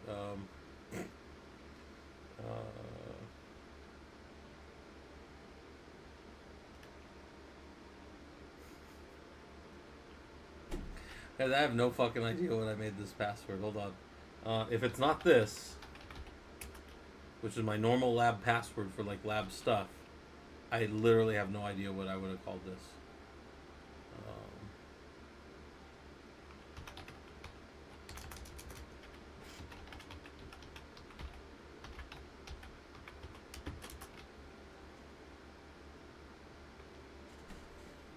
Yeah, that's probably what it is. I'm probably gonna have to reset that. All right. Anyways, yeah, NixOS is fine. I saw some things the other day. There was some drama with it, but I haven't paid much attention to it. I think the idea of an immutable operating system is awesome.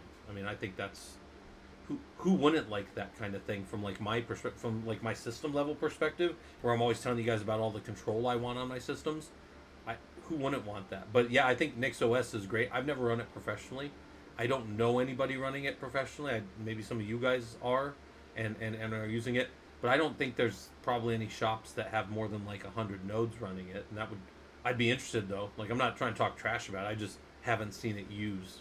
You know, it's either for me, it's either Red Hat or SLES, which is typically like that's a SUSE Linux Enterprise, or those are the ones that are in big environments for me normally. There's some Ubuntu in big environments too, but yeah, I want to see it get more popular. But it looked like just the other day that it was like, so I think I popped over, who's that streamer? I watch one of these guys sometimes that does DevOps stuff, and he was digging in because I think he's part of that community. He's one of those guys. There's two of them that stream on his stream, called like DevOps or something. I forget their name. I don't like their stuff that much. I just hop on there every now and then to see what's going on. And they were talking about that the other day. They were talking about NixOS and all the drama with it. And I was like, huh, I don't know. If anybody wants the name, I guess I can show you. It looks, what's his name? Hold on. His name was, or his name is, see, I don't even think he's on here that much because I don't think I go to his stuff very much. Oh damn! How far down would he be?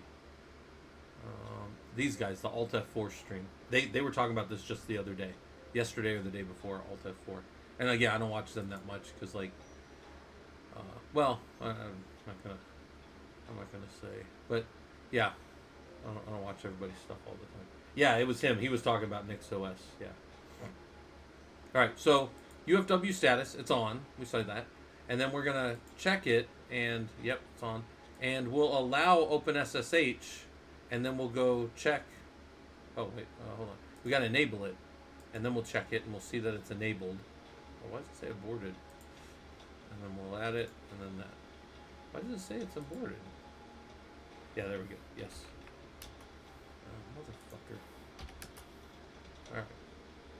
Firewall is active, and it's turned on. We're gonna allow OpenSSH, and then we'll go look, and we'll see that it's allowing OpenSSH, but we're also not in a, yeah, default is deny incoming, allow outgoing, and deny routed. So it's good. Come down here, check. Anyways, yeah, I don't know what I was saying, but yeah, they were doing that over there. He was talking specifically about that. Yeah, but I don't know. Yeah, I don't know much about it. So far, you've enabled UFW, and the last couple weeks at work, I've been real deep in the weeds on we have a downtime coming up where we get to do all our patching, and we're going to a new version of kernel, new version of an OFED, and new version of GPFS. So I've been like my sleeves have been rolled up, and I've been working through a whole test environment that I have to give over before Thursday because I go on vacation on Friday, and I want to give it before I leave. So getting that all connected and built up is like a big thing for me. So I'll probably be working on that later tonight too. UFW force enable. Yeah, that's actually really good because then it'll just blow over the top of things. I like that. Okay, so far you've enabled UFW. Verify that you can see the open ports. We see that. So we're going to set up a web server over here. And all we got to do to set up a web server is do app-y install Apache. UFW timeout because of the UFW enable prompt. Yeah. That's any of those enable things, especially if you start doing scripting and that's sitting there prompting you for a question, we want to avoid that if we can. When I do like NVIDIA driver installs, I always do like the -S so it's silent Because otherwise they'll ask you like 45 questions and you're like, dude, you're NVIDIA, you have the GPU drivers on this card, just install your damn self. And they'll be like, yeah, bro, but can we get it in and out later? And you're like, motherfucker, sure you can get in and out. Like, install the damn thing. It asks you like 30 questions if you don't tell the NVIDIA drivers. And it pops up that stupid, I hate those stupid interactive. So you got to do a -S when you do those installers. So it's that same idea. All right. Anyways, this server is listening. And then I say, before you exit, can you curl, even though you're not allowing it, can you curl 127.0.0.1, just your normal box? And yeah, I've got a web page. But now I exit out and I go to curl that node, and I can't from external to the server. So what does that mean? That means that internal to the server, you can talk to 127.0.0.1 bypassing that firewall. Because look, externally I can't get in there. And when I go back to node 01, when I SSH back over there, and I look at the app list, I see those things there. But when I look at the UFW status, I don't see 80 being allowed. I don't see the web being allowed here. So then we can go look at the different apps. And again, the Apache one by default is port 80. The secure is by default 443. And then the full is both the insecure 80 and the secure 443. And it's not that 80, here's the thing, it's not that 80 is necessarily insecure. It's just there's no establishment for sure that that is the node that you think you're talking to. And there's no establishment of TLS to encrypt your traffic without being on 443, right? So anyway, so we exit. We're going to allow Apache. We're going to exit, and then now we're going to curl that node, and then we're going to see that, yep, we do have an Apache default page. So that's all the things we needed. Then the validation successful. Look at you learning Linux security. You set up a firewall and open the necessary ports to allow traffic to your server securely. So you did all the things. You did all the things that you needed to, right?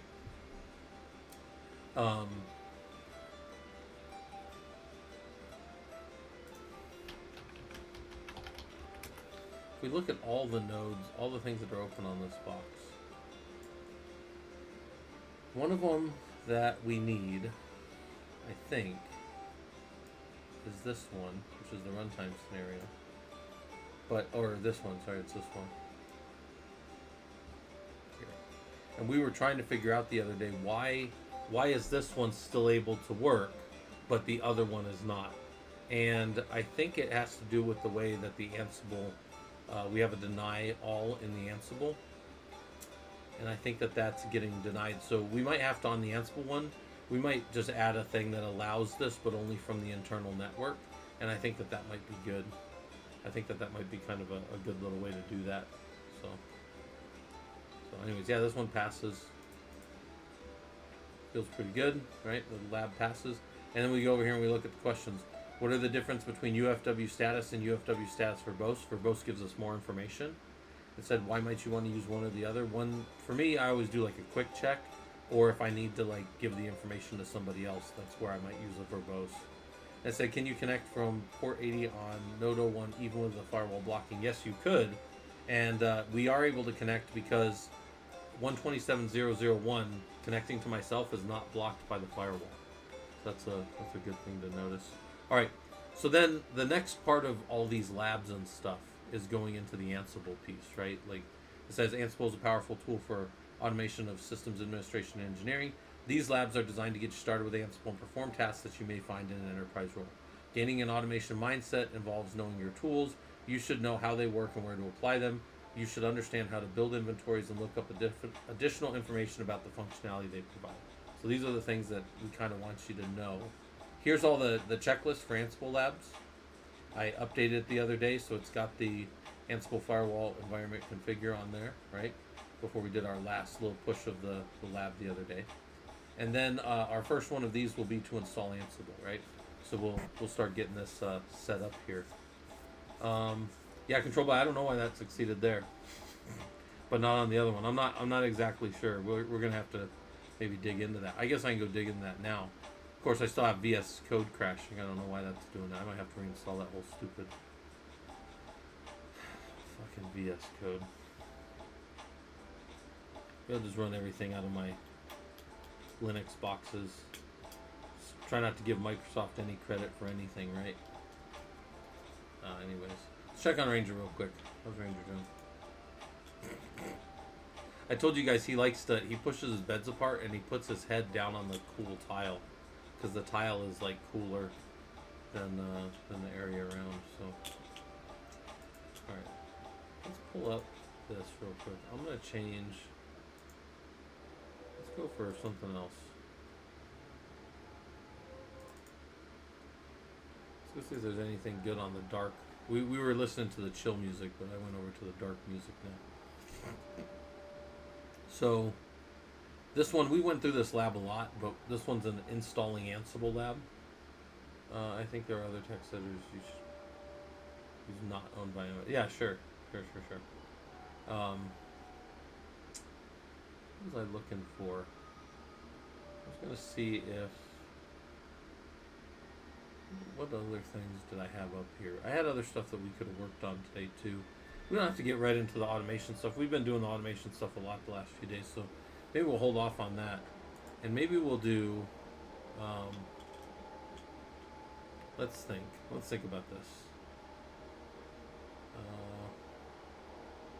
I will let you guys decide what do we want to do here. Let's see here. Let me see if I got anything fun that we could work on.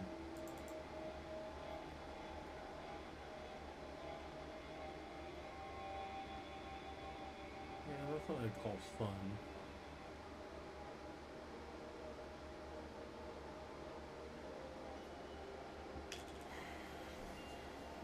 Yeah. We can do all kinds of other stuff.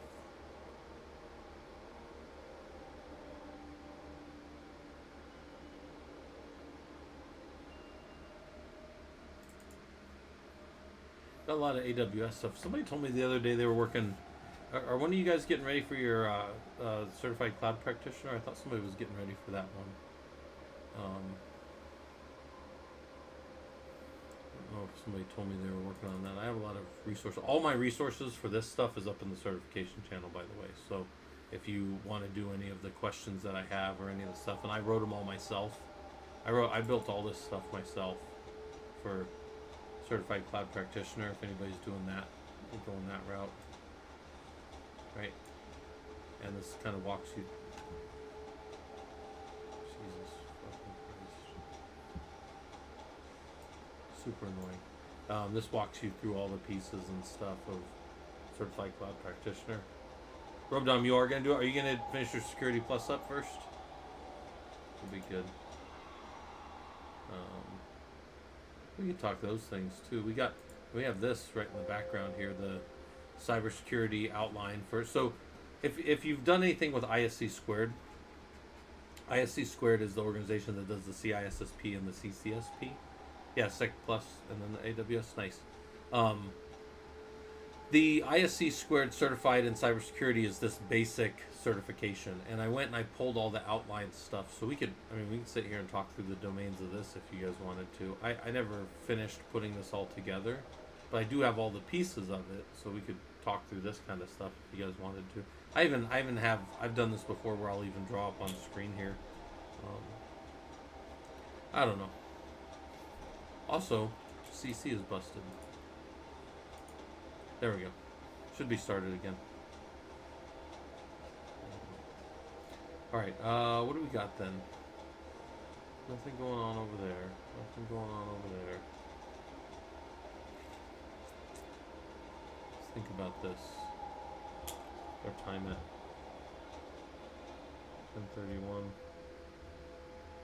Because I could just relax until the wife gets here.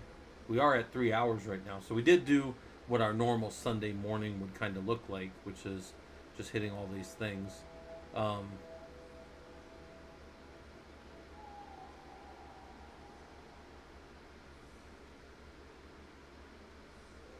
if I pull up? Hold on. What do we got in the home lab here? All that stuff. Let's pull up the home lab here for a little bit. We'll do a little bit with this stuff. Pull up our This can be over here. Keep an eye on Ranger. Go to Killer Coda for now. We'll just pull up all the lab stuff. And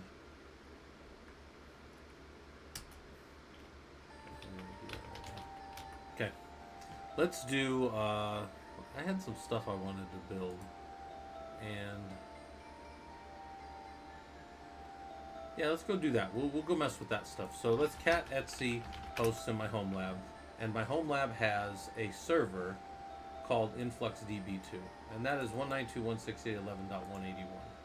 So on this node, on port 8086, this is my InfluxDB, and I think my password out here is het, and I think it's this as the login. I think. There we go. Okay. So with InfluxDB, there's all these ways to feed data in there, right? And one of the ways that you can feed data in, so it says right here, like, hey, I want to feed data as a source. One of the ways is I can just upload a CSV file.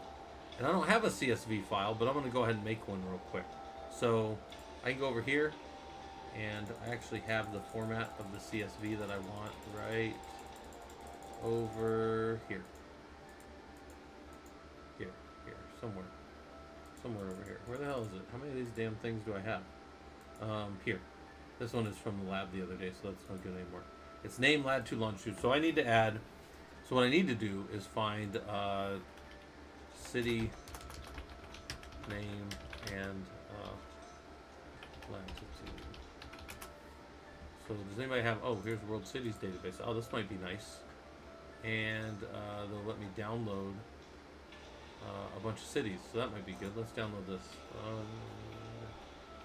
I'm a little worried about that. I don't really like just downloading shit. But this is what I want right here. So this is enough for me to test. So, boom. And I don't want spaces in there. I need commas. It needs to be CSV if we're doing a CSV format. So we got to clean up our data a little bit, right? And this will be enough for what I need for my little test in the lab here. And there. Okay. All right. We'll keep that in the background here in case we need to go look at that again. I just want to download something off the internet. Have I heard of a position called computer network architect? I've never heard that before, Robodom. No. Is that something you were found online? Because you're looking right now, Robodom, or no? I think you're still looking, right? If I recall. So let's file, save. Oh, God damn it. File, save as. We'll save this as, and we'll go to downloads, and we'll just call this a CSV.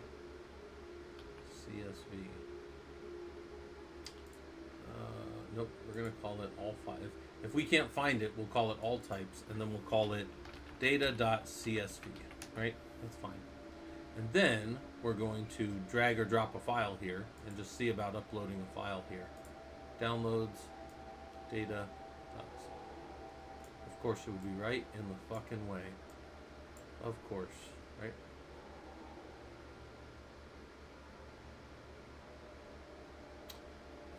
Maybe. Let's see. Is this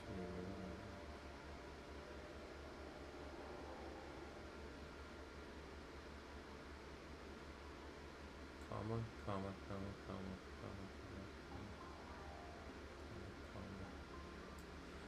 I'll pull that off for now. I don't think that should matter. But file, save. We'll go try and throw that in there again. I have other ways to load this data, but since I'm doing like a test, I'm going to do it this way. Excuse me. Damn it.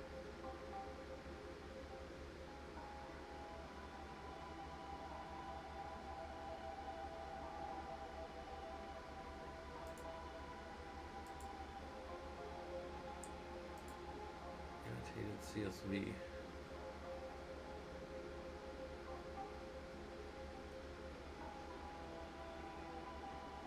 All right.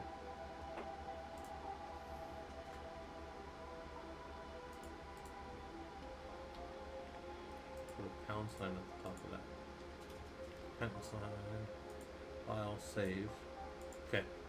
Says seriously, header true annotations.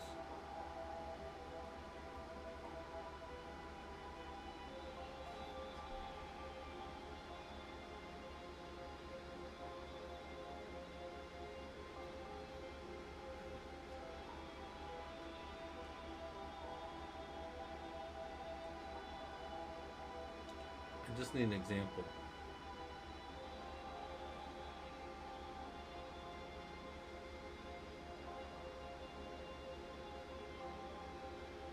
Okay. Typically, I just need an example.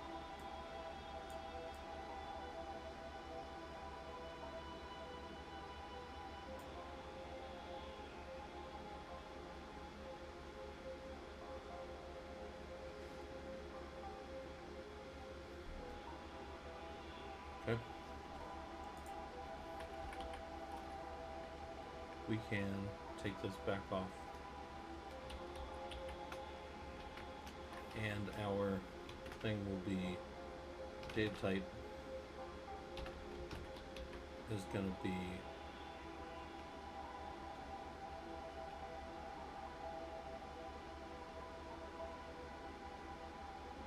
a string, and then long form. I think that should work for my annotations.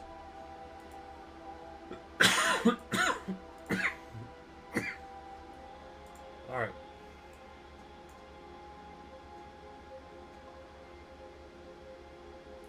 Wrong number of fields.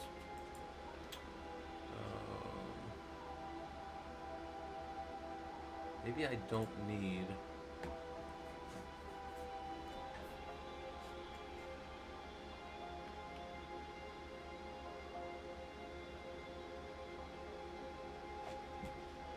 We don't need that.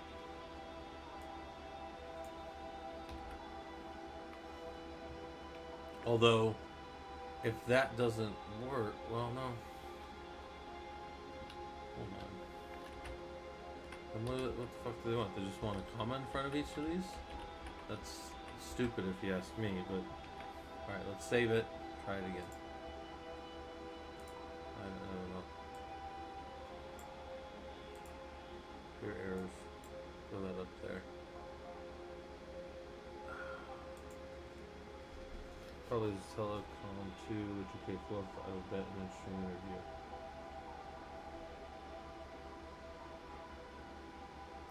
Yeah, Robodom, I would definitely be careful. I mean, I tell people all the time, one of the worst things you can do is get in a job and then hate it, right?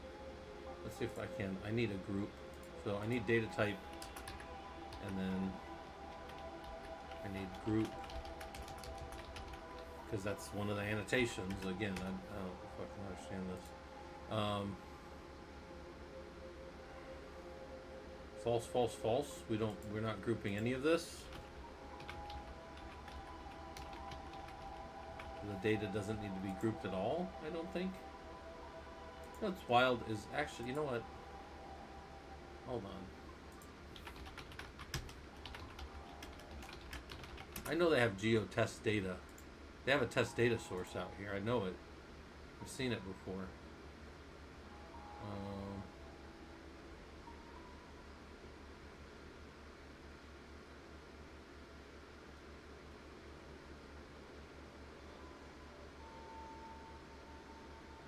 Other efforts, but they won't let me have it. I have to screw it. Alright, whatever. Let's see.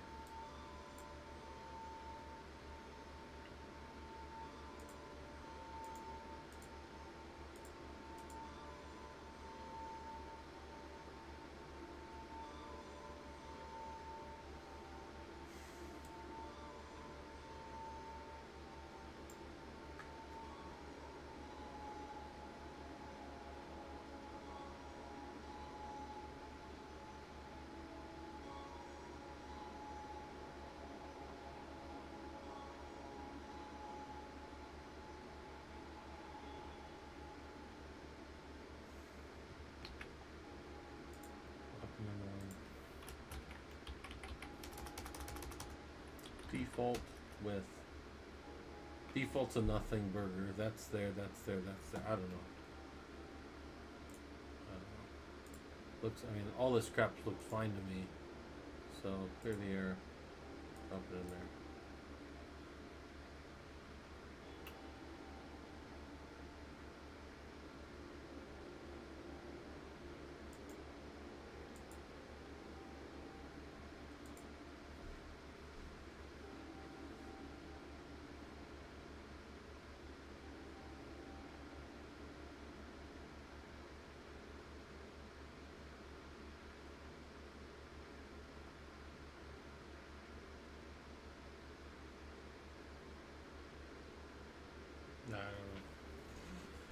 I don't know, guys. I thought that this would be simpler or more straightforward. I can just throw this data in directly like this. I've done that before, and it doesn't come through the way that I want. So what I want to do here is just go to my newer Grafana. Whoops. Go to new dashboard, right? Make a new panel. And then in this panel, I want to get my geo data going. So my geo data. Now, if they have a test data that I can hit, that would be awesome. So let me do.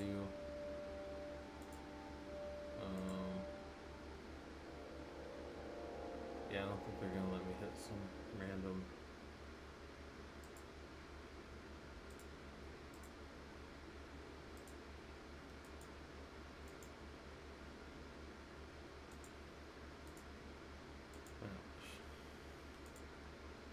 Query, I don't know. I don't know if they'll actually pull any data.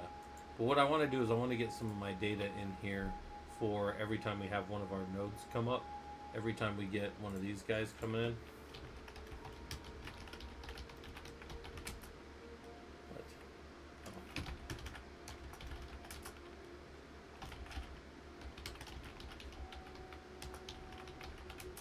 Anytime one of these guys tries to log in, and then I go and I grab, so this was some connection of whatever type. Anytime somebody gets failed on fail to ban, and then we ban their IP, I'll go find their IP with the geolocator, right? The IP, whatever that source is. There's a little API we hit, and then we'll pull all that stuff down. Here it is, CD to.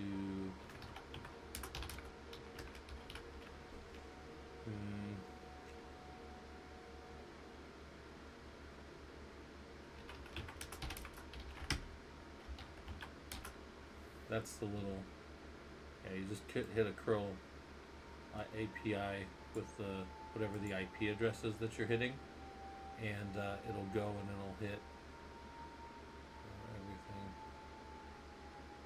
IP format.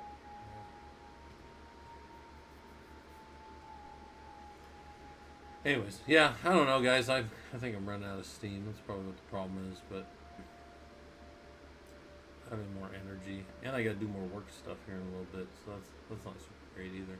Maybe I'll go grab some food or something. But all right, so here's the deal. Let's go find somebody to raid. I will be around most of this next week, and then I'll be gone for a week in Mexico. I might try to get a stream in Mexico. I did not get a stream in last time I was in Mexico though, back in July of last year. But here's what we'll do. Go find somebody that's doing something, and we'll raid over there. Yeah, I appreciate you guys all hanging out, even though I was trying to figure out some stuff at the end, and I'm just tired, so I don't have any energy right now.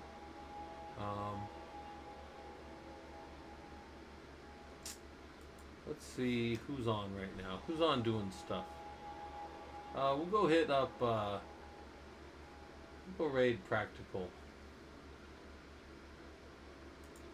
Practical NPC is one of our guys. He's one of our guys that we raid more often than most, so he's been building his game all day. He's got more energy than me because he's younger than me, so we'll go hang out over there. I appreciate you guys coming by.